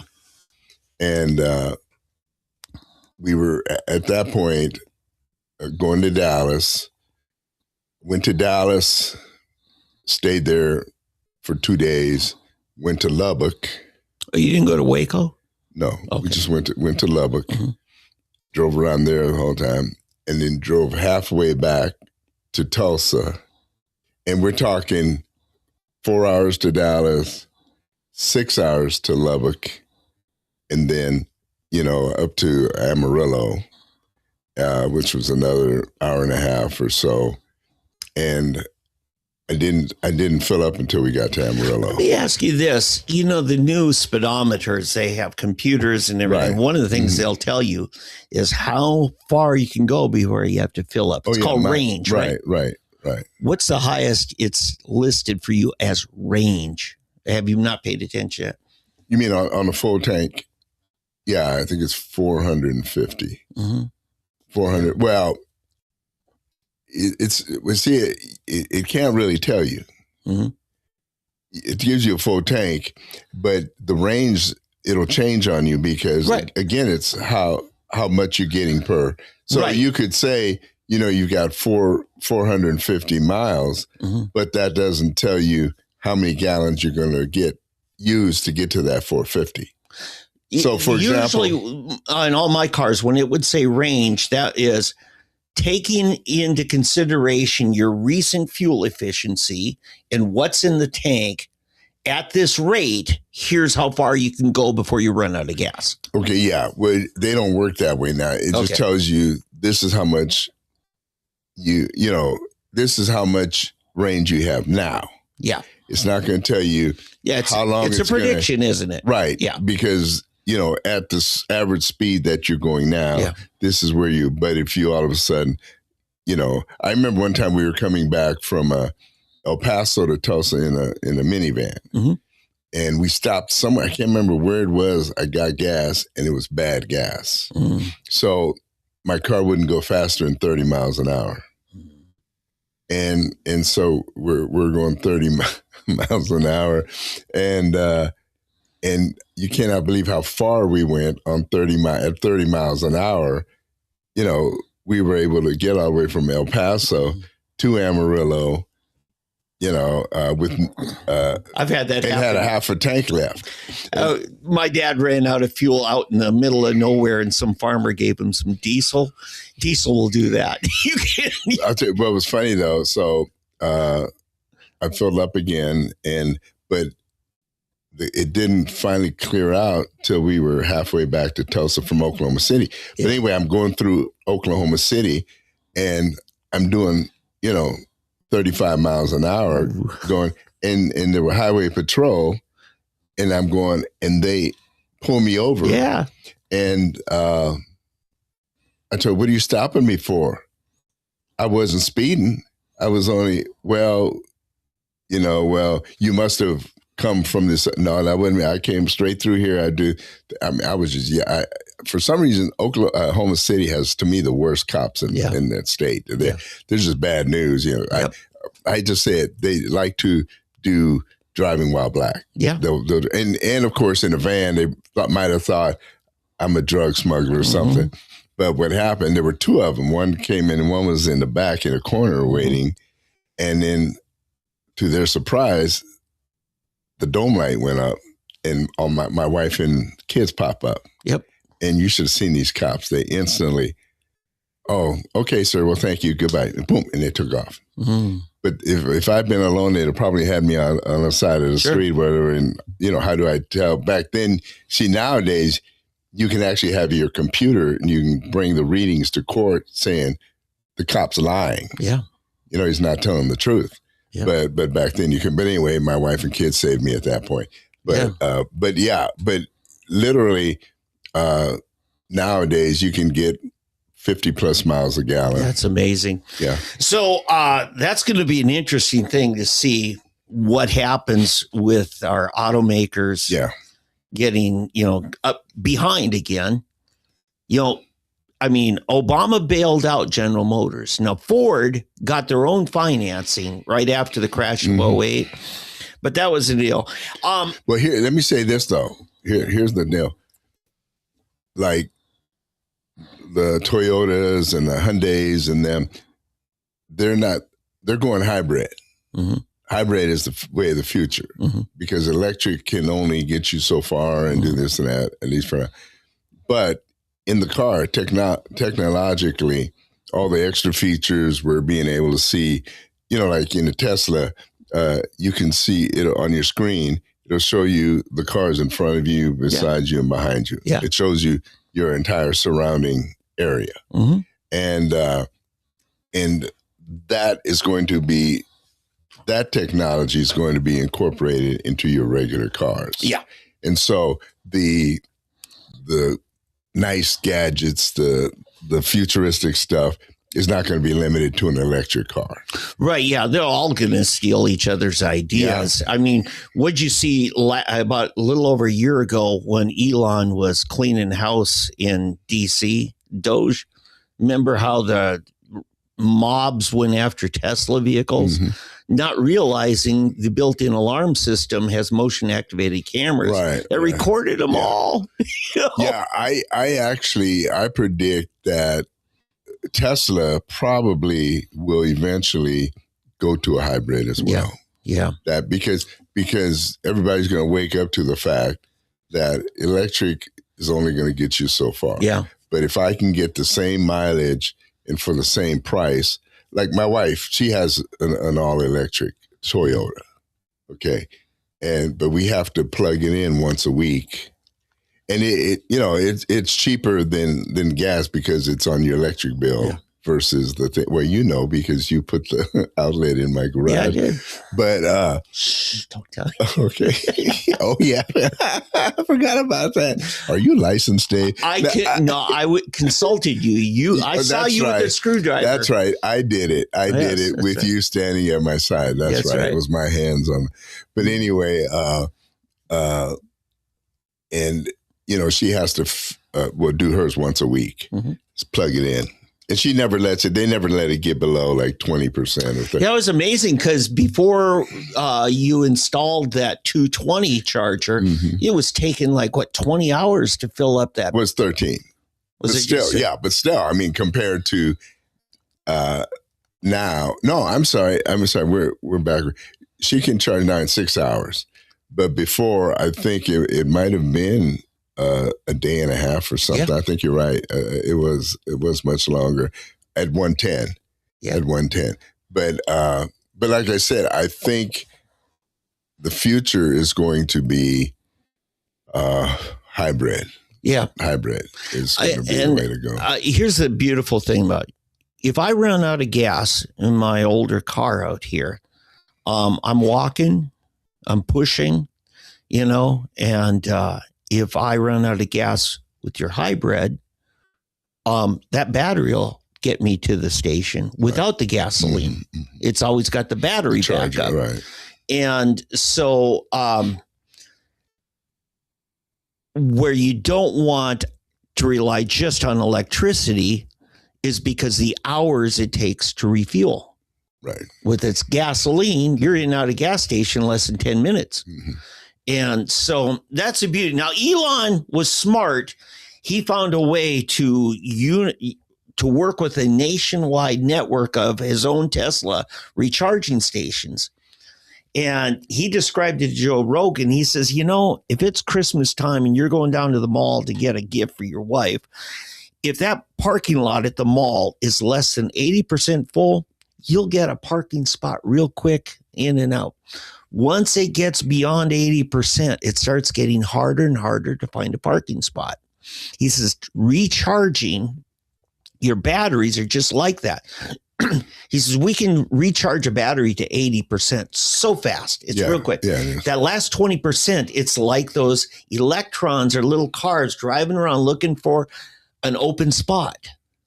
And it takes a lot longer. He says, so if you say, okay, I'm going from Tulsa to St. Cloud, Minnesota, it'll tell you, okay, go to Kansas City and recharge, but only charge to 70% because you're going to stop in Des Moines, which is less than 3 hours away. You don't need to do a full charge to get there. And then when you get to Des Moines, then you'll charge to 80%. And then you'll go to the Twin Cities, recharge again, watch out for the terrorists and the rioters, and get the heck out of Minneapolis. And then, it's an hour and you're there. So that was brilliant. Now, the federal government put all this money into the government subsidized recharge. They haven't built hardly any. Yeah. That's the waste you get with government subsidy. Right. And when Obama decided to bail out General Motors, one of the things is you got to build an electric car. They built the Chevy Volt. Do you know anybody who drives a Chevy Volt? I've seen maybe 2 in 10 years. There are more former Chevy Volt drivers than there are current Chevy Volt drivers. Well, yeah, sure. So, and then the other thing, Eddie, with an all-electric car like your wife's, do you know what the breakdown numbers are? Far less moving parts in an electric car.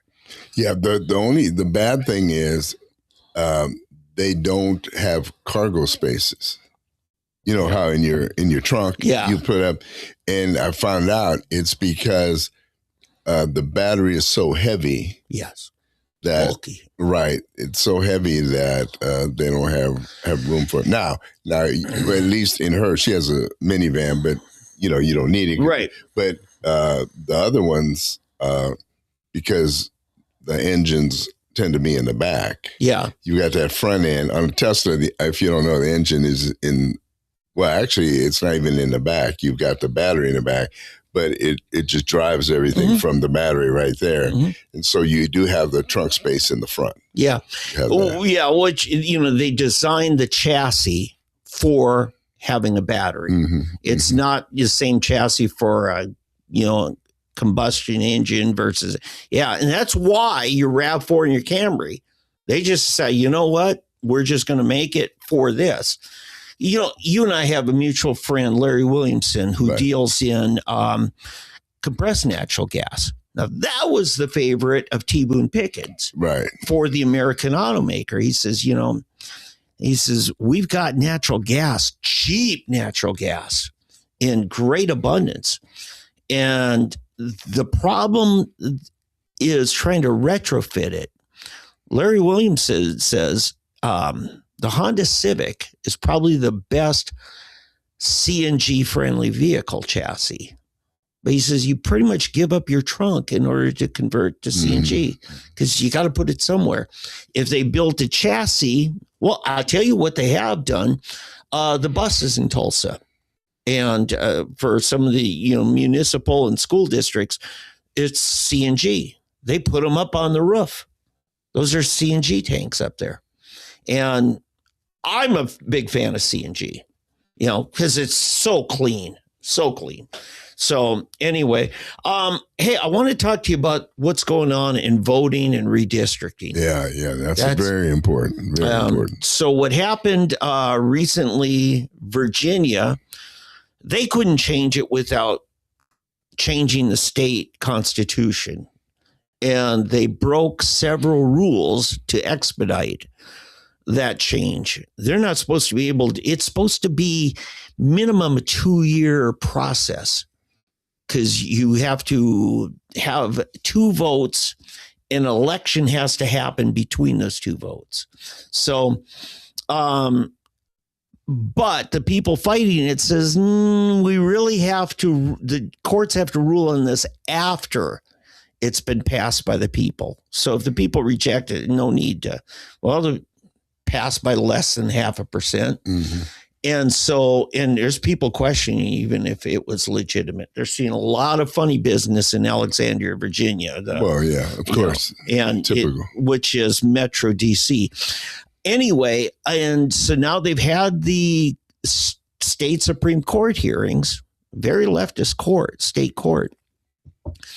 But we're waiting to see. That might get thrown out. But what has happened then is the U.S. Supreme Court listened to a Louisiana case. Louisiana case said, they're making us do all these things, assuming that an act of racism has happened, and there hasn't been any. Yeah. And so the Supreme Court on a 6-3 margin has said, yeah, unless you can show that there's been racism, right, you cannot mandate these race-based districts. Right. So Louisiana, as a result of this, is having a redistricting session of the legislature. Mississippi has announced they're doing it. Just 2 days ago, Marsha Blackburn has pressed for Tennessee to do it. And Florida to change it back from, because they were redistricted based on race. Again, these were southern states that had a special mandate and court oversight that they had to comply with. And now they're saying, yeah, you were wrong to oppress us like this, to the courts and stuff. And then now, just last night, or actually this morning, I saw for the first time that Alabama's doing the same thing. So you got Florida, Tennessee, Mississippi, Louisiana. Seemed like there's another one. But here's the thing. Yes, people think that the Democrats could end up losing 30 House members if the South does this. That's what's funny. They thought that by doing what they've been doing, California is another one where they gained, I guess, eight seats or something. But they do that thinking, we're going to get them, and it ends up backfiring because now they could lose much more than they gained. Yeah, which is kind of funny. So here's the thing: it's not like they're going to count Republican votes on a scale of less, or everybody's vote still counts. But what they're doing is they're diluting their strength in one district, borrowing it to another district to hopefully grab both of them. Well, they may win both, but they're taken from a very strong Democrat seat and borrowing it to another. They could jeopardize both. Let's take what happened with Kendra Horn. She surprised everybody back in 2018 in winning the Oklahoma City area district. And all of a sudden, caught us sleeping. We all pulled together, and Stephanie Bice got that back for the Republicans. But here's the thing. That seat is almost completely just Oklahoma County. There's a little bit of the Shawnee, Seminole County. And I'm trying to think if it's a little bit of Canadian County in there. But Stephanie Bice lost Oklahoma County. If it had just been Oklahoma County, Democrats would have hung on to that. And what we learned is at redistricting, we said, yeah, we're going to have to change things. So we took some of very heavy Democrat southern Oklahoma City and put it in District 3, which is Frank Lucas, which has the Panhandle. He's a farmer's congressman, right? And so, but then we brought Logan County, Guthrie, that whole very conservative area, and included that in the Oklahoma County congressional seat. So we just shifted around. That's called gerrymandering or gerrymandering, but it's named for Gary was the name of the politician who this suit was about originally. So when the Democrats did this, yeah, they may end up getting an advantage, or they may end up where they had a comfortable margin win. They may end up with a squeaker. And the same thing could happen to Republicans too. It's not going to impact Oklahoma. Oklahoma really only had one in play, and Stephanie Bice did it without redistricting. You know, it was just a kind of wake us up thing. So anyway, that's the scoop. We're going to see things happen really fast. Now, getting back to Virginia, if you look at that map, I mean, it's ridiculous. Sure it is. I mean, it's totally, I mean, what they've done in creating that, they now have taken over a third of the state. Yeah. With that one district, which is, I mean, that should be unconstitutional right there, the way they've tried to do it. Yeah. So what goes on there, and here's some of the violations of the court's mandates for elections, for, votes of the people. Some of the language you're not allowed to use is, relative terms like fair. And they said this will provide for more fair elections. Well, nobody can define that. Yeah. You tell what it specifically does, not what you want us to think the result will be. I see what you're saying. And so that should have been thrown out right there. That was the main contest, was on that. And use of that kind of language. And then another thing, the election board would not allow a new proposed map to be posted. They didn't want people to actually see how bad these districts would be. Here's the current one. Here's what they want to do. Right. Oh, don't do that. You'll confuse the people. Yeah. Just tell them it'll be more fair. Right. So those are a couple of things that went on. That's funny. And then plus the fact that you can't, they clearly broke the rules in how they expedited bringing it to a vote of the people. Their concern was, political outcomes for the midterms. That's what was motivating them, not justice. So that's a scoop. I just thought that would be worth talking about. And kind of towards that, we're only 6 weeks away from our primary. I think Kevin Hearn has got it. He's a shoo-in, definitely, to get the primary win, to be our next congressman. That's replacing the seat Mullen held. I think. Senator. Yeah, right. To be next senator. You're right. All of it. Yeah. And then now, as far as taking the first district congressional seat, when is that? At the same time. At the same time. Who is even running in that? Well, the two big names, Tedford, who's been in studio, and then Dan Rooney, who's been a fundraiser for veterans causes. And he's a fighter pilot. You got to remember that. That's important in Oklahoma. Yeah. You got 2 fighter pilots. Well, 3, because you got Adam Pugh. Oh, really? Okay. 3 fighter pilots. There you go.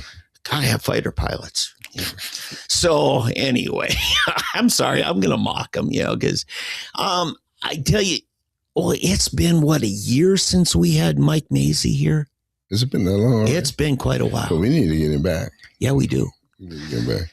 And I want to commend him, because I was right to his face. I said, "You're a long shot. and he knew, that that's what people are going to say. But I'm getting direct mailer pieces attacking Mike Mazzei that are coming from sources connected to Gettner Drummond, according to AI sources. Yeah, see, people seem to think they're coming from, what's the speaker? McCall. No. But I think it's from, I agree. I think I asked AI, I said, who is, and then I named on the mailer. They always have some lofty conservative name. Did you see the poll this last week that came out? And it has McCall at number 4. They have him behind Keating. Yeah. It's Drummond, Mazzei, Keating, and then McCall. Yeah. Yeah, because Gettner is going after Keating and Mazzei, not going after McCall. Yeah, but you would think that McCall would be higher there. I think McCall's holding on to his money. I haven't seen a lot of money spent. Well, I've seen a lot of ads. We see them on my wife. From McCall? Yeah. Okay. See what you don't watch the shows that the average, especially senior person, Wheel of Fortune, Jeopardy, all of those. Everybody advertises in those, and then at the 6 o'clock news. Yes, they're all because those are local ad spots. Right, 4 o'clock to 7, 4 to 7. You're going to see a lot of ads. Yeah, and that's where it's going on. But I'm surprised at McCall that he's fallen that far down because I don't know. Maybe they don't like him looking like, he's not in a suit or anything. He's just a farm boy. I'm a common Oklahoman. I mean, I'll admit, I'm a Mazzei guy. I support Mike and even helping him with his campaign. Yeah. But I've met McCall a couple of times now, and you probably met him. Oh, and in person, warm, friendly, engaging. He to me is, if you put a candidate in the dictionary, just put his picture next to it, because he is just the nicest, most down-to-earth guy you'll ever meet. So it surprises me that he would be that low. I don't think people see, until I met him, I didn't have a good picture in my mind of him. But somehow it's not translating because the people don't know. No, from a podium, he's lousy. You saw that when he was speaker. He was horrible. His public speaking and everything. But every legislator who voted for him in caucus to be speaker had just incredible things to say. Now, he wrote checks to their campaigns. He had money, okay? But you think about it. The people down in Atoka always knew him and his family. He's the banker, okay? Right. And so he had time to build those warm personal relationships. Then he uses his money to buy the speakership and his personal connection. I mean, people liked him who got to know him. Right. But a statewide campaign like this, I think he's, it doesn't play to his strength. No, because they're picturing some rich, instead of being the down-to-earth common farmer or rancher, all they can think of, he's just a rich rancher. Yeah. Rich guy. So, no, like I said, I told my wife, I said, I can't believe this. Yeah. I think I have a man crush, because the guy comes across the way. Now, it doesn't mean I'm going to not vote for Mike Mazzei, because I think Mike, the ideas, in fact, kind of bugs me that the other guys now are borrowing Mike's campaign issues, the no personal tax or state tax, getting rid of the state tax and this, and he's got a few, and I'm starting to see him in other people's ads. Yeah, but Mike is the real deal. I mean, he's Mike. He's down to earth, good guy. OCPA think tank. We had Dave Bond here a few weeks ago. They don't endorse, but I know several of them. Their cars have his Mike Mazzei stickers. Their front yards have his signs. People on the board of OCPA, they're big Mike Mazzei people. And he has worked he has worked harder than everybody. Right. Not just the ads. Yeah. Well, he doesn't have the money that the others have. OCPA is about policy. Mm-hmm. Not, kissing babies and, and ribbon cutting. They're about policy. And to them, Mike Mazzei is it. The one thing I disagree with them about is they want to hit tax on services. Your doctor bills, your plumber, your, lawyer. I mean, everybody. And it's going to hit people in those professions really hard. Well, but he's cutting the state income tax. I get that. He wants to cut the state income tax. He's they've already cut the grocery tax, and he's got a few more. I mean, as far as tax, and I don't see how or why he would tax professionals. Let's say professionals in general. How he would attack them more than a common person.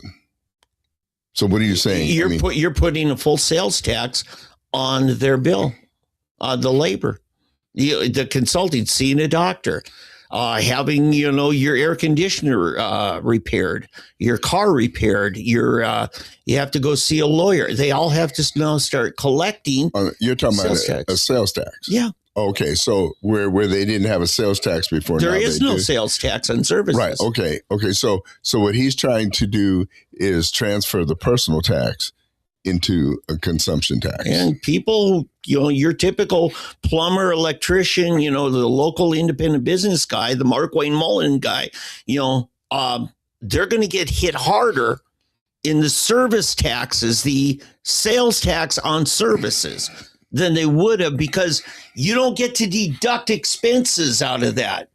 And it just makes the cost of hiring you so much higher for employees. And then you got to collect the money, and you're an unpaid tax collector. Okay, I'm getting Mike back in here. Yeah. And I'm going to let you guys, let him explain it to you. Now, and that was the one contentious issue he and I had. Right. And he eventually kind of hinted like, I don't think it's going to affect someone like you. And I'm like, okay, I think he was kind of wanting to say, truce, call it, let's just stop on this. Yeah. But that issue, because Mary Fallon tried doing it, Henry Bellman tried doing it. Taxing services. Yeah. Right. When Mary Fallon did it, Todd Lamb resigned from her cabinet. And a whole bunch of legislators, George Flott, Kevin McDougal, several of them who are in the small business services industry, all signed letters of protest to Mary Fallon. She did that in 2016 or 17. I forget which one, but it was when they were, big budget shortfall, trying to come up with new revenue. And see, I'm still trying to figure out why or how, because, well, as a businessman myself and you, okay, now you don't see it, but I've seen it in the past. So let's say I get taxed for my services. I'm a doctor, I'm a whatever, okay. You can still deduct your expenses, like your staff. Not on sales tax.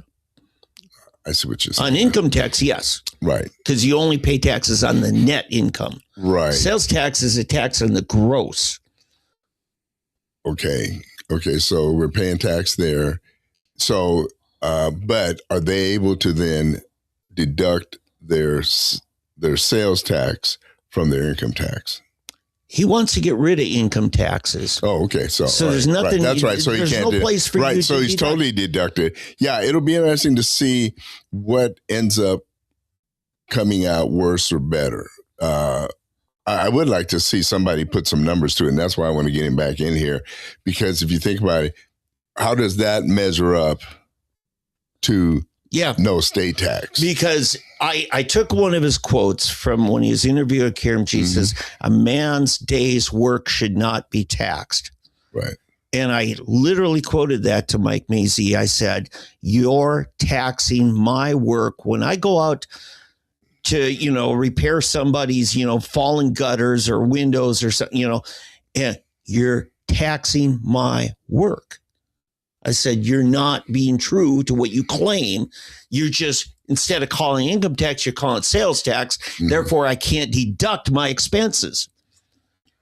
And what What is the state sales tax amount? Well, the state's portion is about 4.5 cents. 4.5 the dollar. Okay. But anything the state taxes, the cities are allowed to tax. Okay, but I'm thinking then, okay, so 4%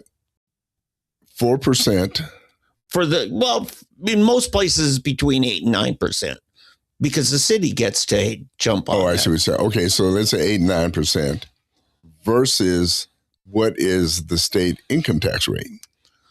If you make less than, say, $80,000, it's so low. Low. Well, I don't know many doctors and lawyers and Indian chiefs that make. Most people do not pay more than $200 a year. Right. In state individuals, you know. Right. It's just it's not a big tax. Well, it is for me. Eddie, you've done well. God's blessed you, but you end up paying right now. It caps out at around 3.5% for the millionaires. 3.5%.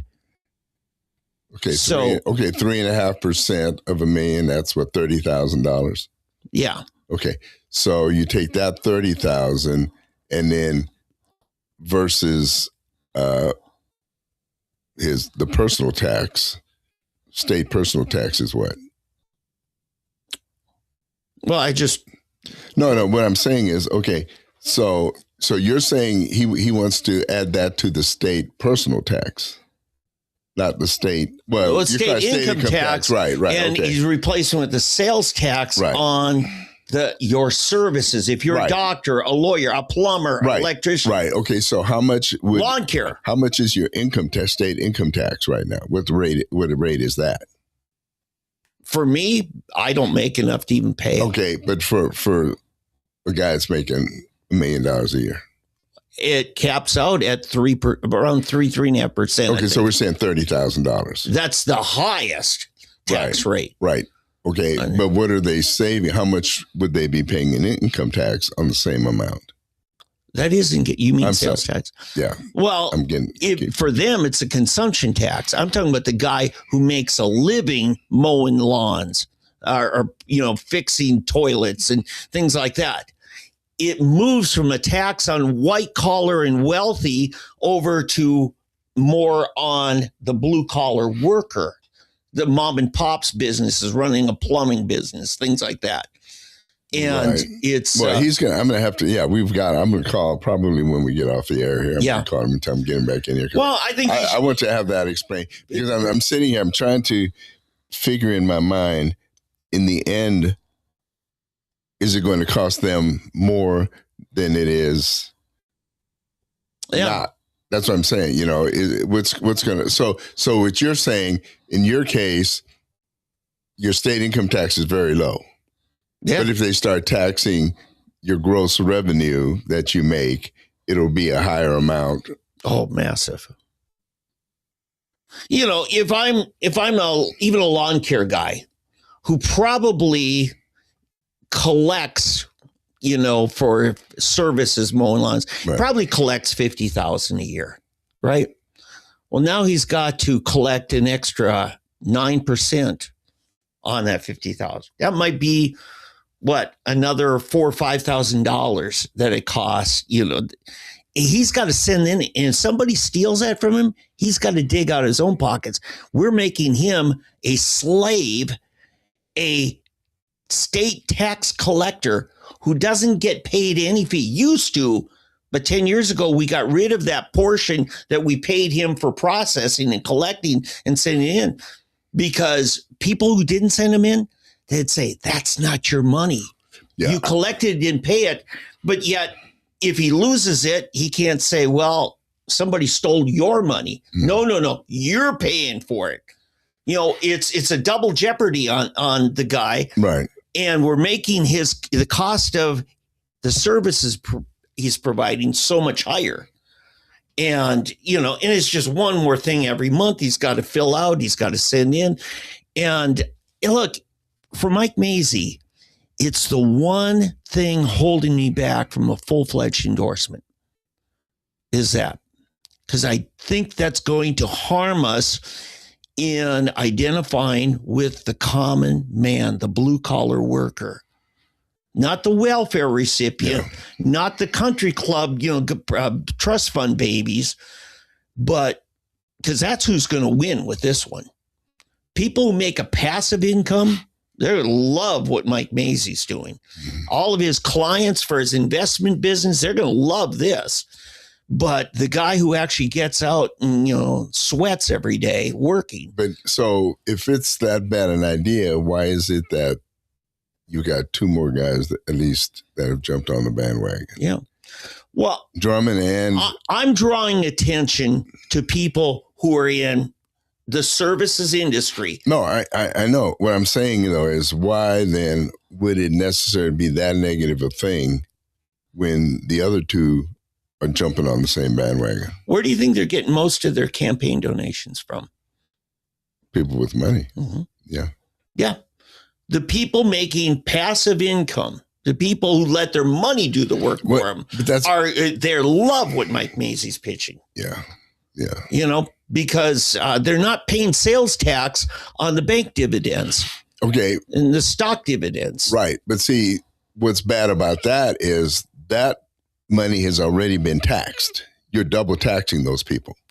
I think every dollar's been taxed so many times. Every time it changes hands. But that's what I'm saying. But so for us to say, oh, we need to go ahead and tax them more because they're this or this, when they already paid tax on that money anyway. Yeah. I mean, corporate taxes, it's double tax because then we issue dividends after corporate tax, and then whoever gets the dividend has to pay personal tax. Right. Yeah. I mean, there's a lot of things. I'm just saying to change from where we're at to we're not lowering taxes. We're just exchanging one tax with another. And according to him, it's revenue neutral. So It's not a tax increase. Right. It's just saying I'm going to give, the wealthy investor class people a break, and I'm going to hit the guy who mows their lawn or the guy who fixes their toilet or the guy who, does their legal work or treats them in the hospital or they go to see in the clinic, because those are all in the service industry. They're all getting charged for services provided. Yeah, I'm just still not really seeing it. I'll have to get you and him in here to debate it. It'll be a good. I'll be you. I'll be the common person. Yeah, it's not an original idea with him. Yeah. It was a Mary Fallon idea. Before that, it was a Henry Bellman idea. Neither of whom I considered to be staunch conservatives. Well, we'll see. But the investor class people, they love it because it is a huge plus for them. Well, then it should encourage others to become investor class. Now, people are saying, how can Texas not have any of that, not have the sales tax on, a number of things?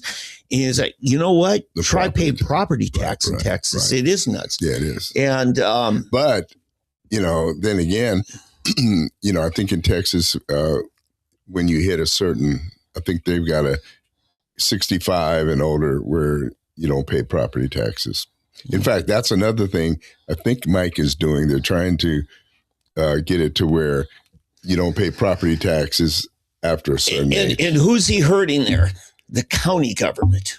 This is a governor, head of state government, and he's hitting the counties. Now, listen. Well, no, but see, he can't affect, as a state legislator, he can't affect what the counties do. Just like right now, we still have a grocery tax. I understand that. That's why I think it's pandering if you don't have the authority to actually implement something other than your bully pulpit. He says, no property taxes on retirees. Now, I hate age-based discrimination. Yes, I'm benefiting from it turning 65 next month, but I still think it's wrong. Why should we punish the young families and make them pay more so their, grandparents can get something special? Well, we do it because the old folks vote more regularly. It's pandering. I don't like it.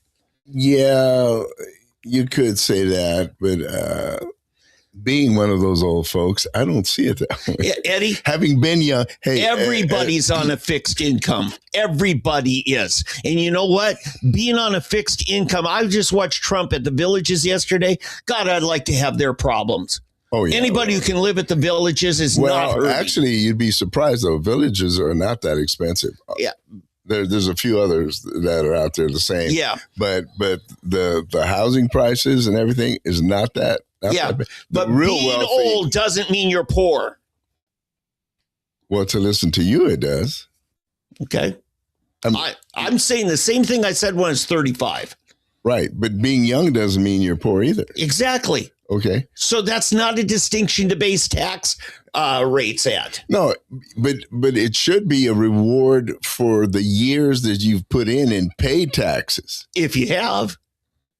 Well, now that's a whole other issue. Yeah. Now that's an issue I would like to discuss, that we're giving too many, not deductible exemptions, too many class exemptions that should not be exemptions. Yeah. That's what I have to say that. Yeah, I think age alone does not make you more needy. Well, right. No, I agree. But at the same time, just because you make under $50,000 a year should not mean you don't pay any taxes. Yeah. I like a flat tax. You know? A consumption tax, pure consumption tax. Yeah.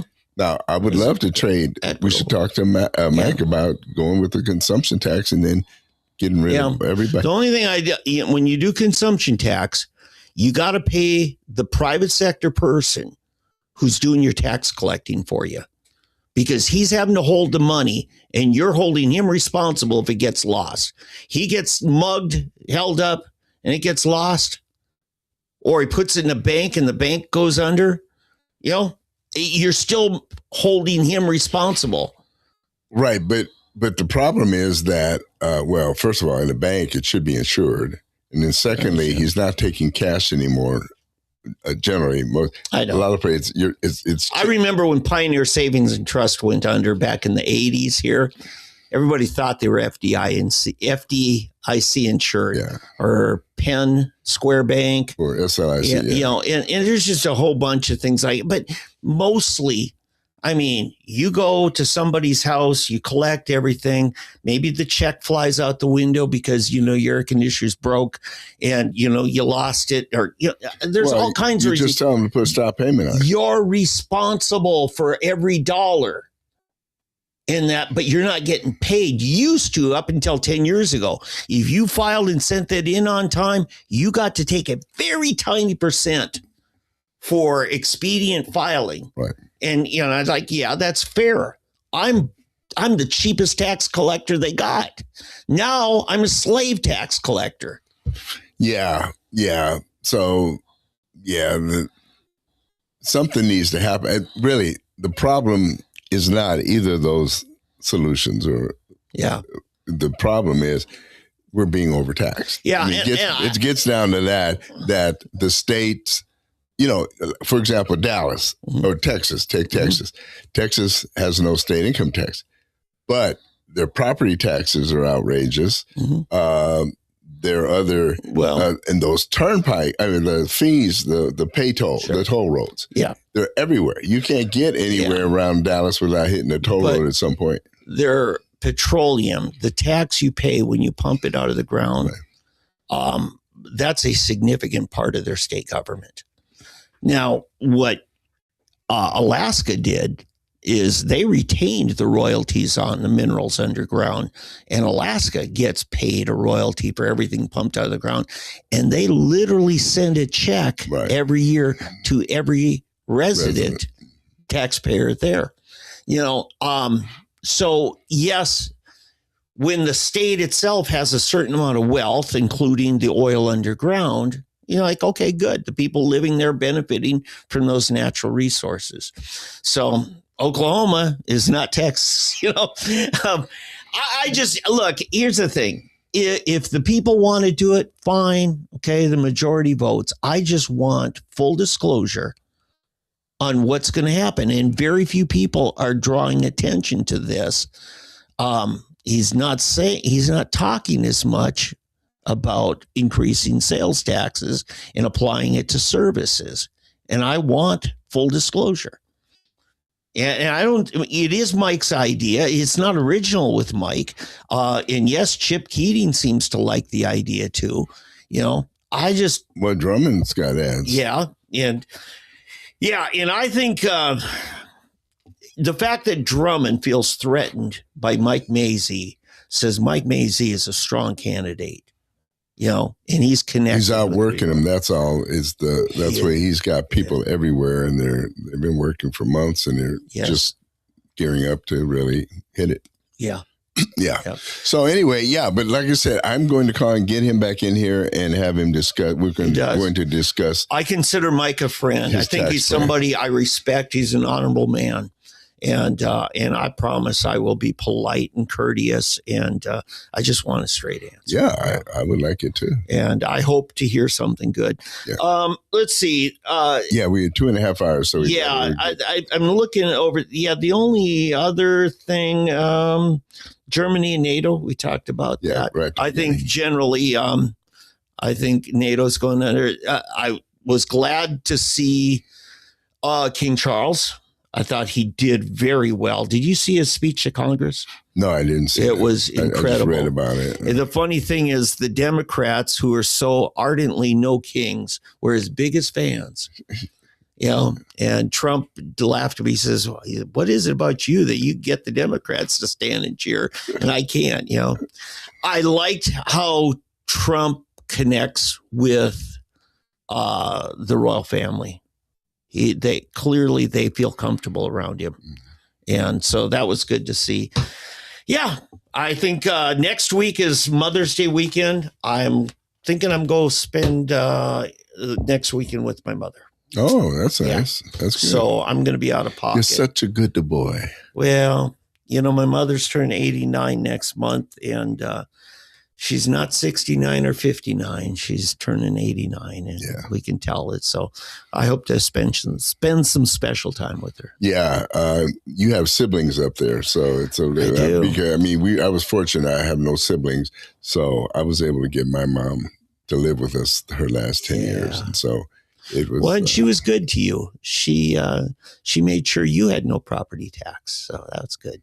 Her and your dad. He was a veteran, right? So that was the benefit there. Right. Yeah, that's good, dude. And I met your mom once, and I thought, now I see where Eddie gets his good looks.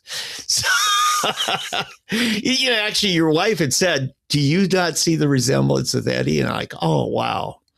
Because that's interesting. Well, I say, Eddie's classic black features in that, and then I see your German mother. I'm like, no, Eddie's very German. That's right. That's right. How you can change that quickly. Well, when I saw the resemblance, she's clearly your mom. She really is. Okay.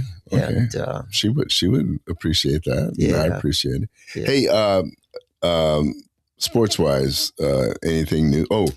The Zorsby, the quarterback, he was with Cincinnati. He was rated as the #1 quarterback in the country. It turns out that he had a gambling problem. And so now the NCAA is having to decide what they're going to do with him. He has gone into rehab. It's so funny. I have to remind myself, no, this is not a drug rehab. It's gambling rehab. Yeah. Which is weird, but I keep still thinking he's got a drug problem. Rehab? I know. That's what I'm trying. That's what I'm trying to figure out. And how do you stop? And I can't imagine. I don't know how you. I'm telling you, it's for the optics. They needed to sell that this poor boy has a problem. He has a disease and he needs help, and he's getting help. No, I believe it. I actually believe it is a disease. Well, yeah. What I'm saying is they needed the PR part of it too. They made sure that the public knew he's going and getting help. Well, yeah. And there's nothing says serious like inpatient says serious. Yeah, but no, what he needs, I hope the kid does fine. See, it bothers me, okay? It bothers me that the NCAA, NFL, NBA, let's just say sports period, right? Mm-hmm. They are cozying up with your gambling sites because they're making tons of money from it. Mm-hmm. But then they're going to turn around and say, we're going to punish these kids for gambling. Yeah. Now, how can you say it's again that new slave class? It's like the owners of the teams, the everything surrounding it can benefit from the gambling. Yeah. But the players can't. Oh, yeah. They have to stay pure and virtual. Yeah, it's like the thing that we're not going to pay our amateur athletes. We want to pitch it to everybody else. It's like saying you can't be a college athlete and smoke cigarettes, but boy, you got to sell them because we're paying you a lot of money to sell cigarettes. Yeah, but don't you dare smoke or beer, or whatever it is. Yeah, yeah. And so to me, because they've shown that he's never bet on any of his own games. Well, right. Now, remember, we had this talk last year. I said, hey, there's these Venmo comments about, transfer money says gambling on there. And I mentioned it to you. And I think we both agreed there's not enough to make a case here, but it sure makes it look like he's gambling. That was when he was at Cincinnati. Right. And sure enough, we find out there was something to it. Right. But his gambling wasn't on even football. Yeah. It wasn't on college football. Yeah. He was gambling on basketball and you name it, And so to me, if you're going to do the rule, see, the whole reason you don't want them to gamble is so they don't throw a game. That was or boxing. Yeah. So you're not going to throw the a old fight. Black Sox, right? Exactly. Yeah. And so feel the dream. I understand that. Do that. But to just say everybody, it's a free country. Everybody can do whatever they want. They can gamble. It's on every, I can't, well, how you see them, the DraftKings and the others and all of these ads for gambling, online gambling, but you can't do that. Right. We're going to inundate you it's like telling your kids you can't smoke with cigarette ads coming out the wazoo. Drink alcohol ads. That's like saying you can't be a porn actress unless you remain a virgin. Because you want to convince everybody else to engage in sex. Right. But you can't. You have to stay a virgin. Yeah. I wouldn't have used that analogy, but okay. I know. But anyway, so to me, it's unfair. Yeah. Period. To do that. Now the Pete Rose situation, if he was betting on his own games, that's a different situation because it's too easy for you to throw your own games. Now, I don't think Pete Rose was throwing any games because he wouldn't be in the Hall of Fame. He's not. That's true. He wouldn't be considered for the Hall of Fame by others. Yeah. Everybody thinks he should. I think he should be there. I don't Absolutely know how he can't should. Be. Right. But I don't think he could be who he was if he was throwing games. Yeah. You see? So to me, this purity thing, it needs to have some, that's the problem with the law, right? Like we say with the law, law versus grace. Mm-hmm. There should be grace. Pete Rose should receive grace. Zorsby, other kids that they've got involved, that may be involved in this, because you're now, it reminds me of, what's his name? Who's the OU running back that hit the girl? Was it that Anderson? No. But yeah, he's a pro now. He's been with the pros for years. Yeah, she attacked him, so he punched her back. Something a cop is commanded to do. Right. So right. But a football player, private citizen, cannot defend themselves. Right. And there was another kid. It was they had showed the video. The girl comes up to him, pours a drink in his face. He was in the Florida University of Florida. Mm-hmm. She pours a drink, whiskey in his face, and then slaps him. And out of reaction, he slaps her. Absolutely. Or hits her. And he lost his scholarship. You've never heard from him again. Exactly. Ruined his whole life. Yes. And so, we need to use reason. Yeah, but again, that's woke college faculty doing that crap. Yeah. Because every cop will tell you, I don't care what her age is, his age, man, woman. If you hit me. Yeah. Because Regalado, I think it was him that told me this, my deputies are not paid to lose street fights. That's good. Yeah. And they shouldn't. So, yeah, that's the real deal. By the way, your Texas Tech women's softball are we back? Is number 3. Oh, they're 3. We dropped 3. We were 1 for a week or 2. You were for 1 week and then moved to 2 because OU got up. OU now is 3 weeks in a row at number 1. Nebraska. Now, a couple years ago, a freshman starter for OU transferred back to Nebraska. Right. I remember that. And yeah. Oh, it's paying off. Yeah. So Nebraska is the pride of the Big Ten. They're number 2? They're number 2, then Texas Tech, and then Alabama, and then Texas. So of the top 5, 3 are SEC. SEC has, last I checked, 11 of the top 25. So yeah, it's interesting.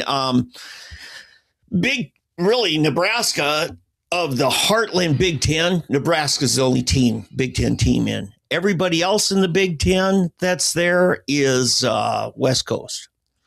You got UCLA is number 6, and then you got Oregon and Washington, and then of course Nebraska. Does the Big 12 have anyone else? Oh, no. Big 12 has 4 teams in there. They have, actually, you got Texas Tech, of course, but then you got Oklahoma State at 12. Oh. So, yeah, they're doing good. Go Cowboys. Yes, and then Arizona at 18. Cowgirls, actually. Arizona, we got to rethink this. Arizona is now Big 12, and then UCF is 21. Now, they're down there in Florida in SEC country, but they're holding their own. And really the ACC has got Clemson. Now, South Carolina is South Carolina. They're SEC. Is SEC. State is the ACC team. But Louisville rounds out top 25. Stanford, 19. That's where Najari Kennedy came from. Right. Remember, she took them to the World Series 3 years ago. So anyway, Virginia Tech made it, of course, in there too. So yeah, and Duke is in there. So and Florida State is in there. So they're 10 and 11. So yeah, you've got a good good ACC contingent, and SEC strong, and Big Ten is saying, thank God we went West Coast. Because otherwise, Nebraska is it, so, and Nebraska is really, is a former Big 8 team. And so anyway, you got all 4 conferences. Those 4, and really beyond that, I don't know of any other. I think it's just in those conferences, because really the conference play, if you're not in those conferences, it's hard getting a top like TU.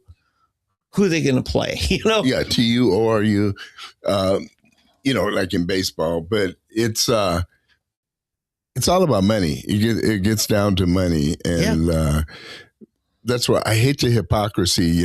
Because people look down on Tech, or they may look down on another school. Let's say Nebraska has some big donors or whatever, but they're just doing legally now. Mm-hmm. They're beating you at the game that you were playing illegally for 50 years. Yeah. You think back to the switcher days with OU, there was so much underhand money and stuff going on there. I would say Texas is that way. Yeah. And I don't know, I can't speak for the SEC because I don't know what was going on there, but I could almost promise you schools like LSU, Alabama, Ole Miss. Well, we remember SMU and what happened there. Well, yeah, that's what. Yeah, that ruined the death penalty, and they finally resurrected, at least in football. So. Yeah, and I got to say, we have tornado sirens. Of course, we get reminded of that pretty frequently here. Why? Because they save people's lives. Gambling addiction, we have no warning system when it's about to hit. In fact, they cover out. I just last month talked to Rick Brinkley, who famously went from Senate next in line to be pro temp to going to federal prison because we didn't know it, but he was embezzling from the Better Business Bureau, which he was director of. Better Business, let's embezzle, but Rick, has just his whole life, solid guy until the addiction, and who knew? And he covered it up. You know, it's so funny. I just thank God that there are 3 areas that are a big problem for people. Mm-hmm. There's alcohol addiction, there's the gambling addiction, and then there was one more I was going to mention. Well, sexual deviance. Right. There's that, but there's another one that's even more common. Let me see, gambling, drugs, alcohol. Oh, what was another one? Because it was relative to what we were talking about. But in any event, I've been fortunate that I don't have, I can't. And I think God worked it. I think I told you where I got sick. I didn't get drunk, but I drank so much. Wow. No, it was drinking Canadian Club whiskey. So that cured me of that. I've always been too chicken to get drug addicted. I did pills, I did anything, but anything that would addict you. But anyway, those things. Oh, it's homosexuality. I think did I mention that one? No. Okay, I generally said sexual issues. Yeah, well, right. Okay, yeah. So those are the areas that I have not had a problem with. Thank God. And so it's hard for me to understand. I have an ex-son-in-law who will die from cirrhosis of the liver because of alcohol and just can't. So I know it's real. All those things are real. Sexual addiction is real. Gambling addiction, that's another one. I have no idea. If I go to Las Vegas, I get $4 or $5 bills, change of 20, and I'll go to the blackjack table, instantly lose them, and I'm done. And then that way I know, who knows what happened if I won all of a sudden, made a grand, but it just doesn't attract me. So it's always puzzled me why people get addicted to certain things. Gambling is another one. Gambling. My mom told me she was always afraid that I would have a gambling addiction because my dad would lose a whole month's paycheck to gambling. Never. Well, I just told you what happens, in Vegas. I don't want to gamble.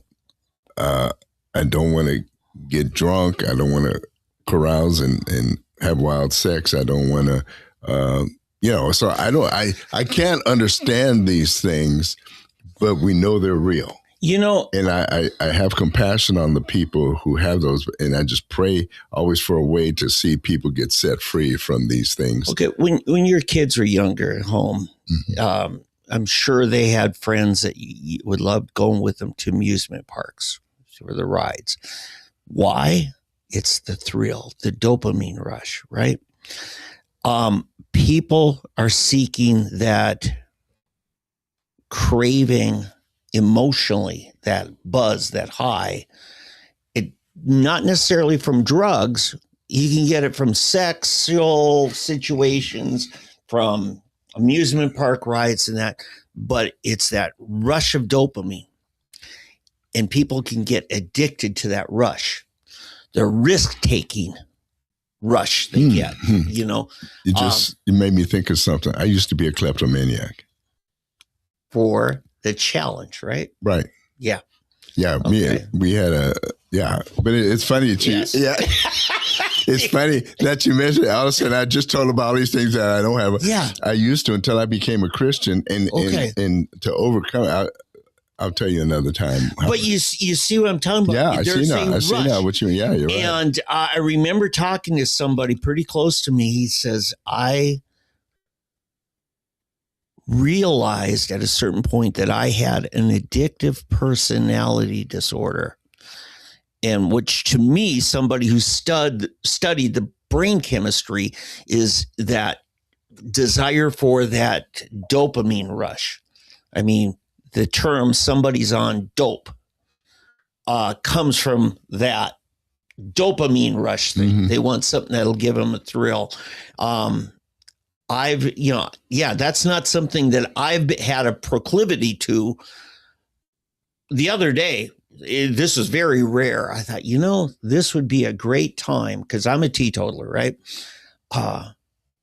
I hadn't slept well for 2 or 3 days. I've been dealing with a tooth pain issue and stuff, and I said, this is where a glass of wine probably helped me sleep better. And like, well, if that's the best selling point for breaking my lifelong commitment to abstaining, your Nazarite commitment. Yeah, then I'm like, okay, fine. But that was a personal choice based on what I consider good wisdom for me.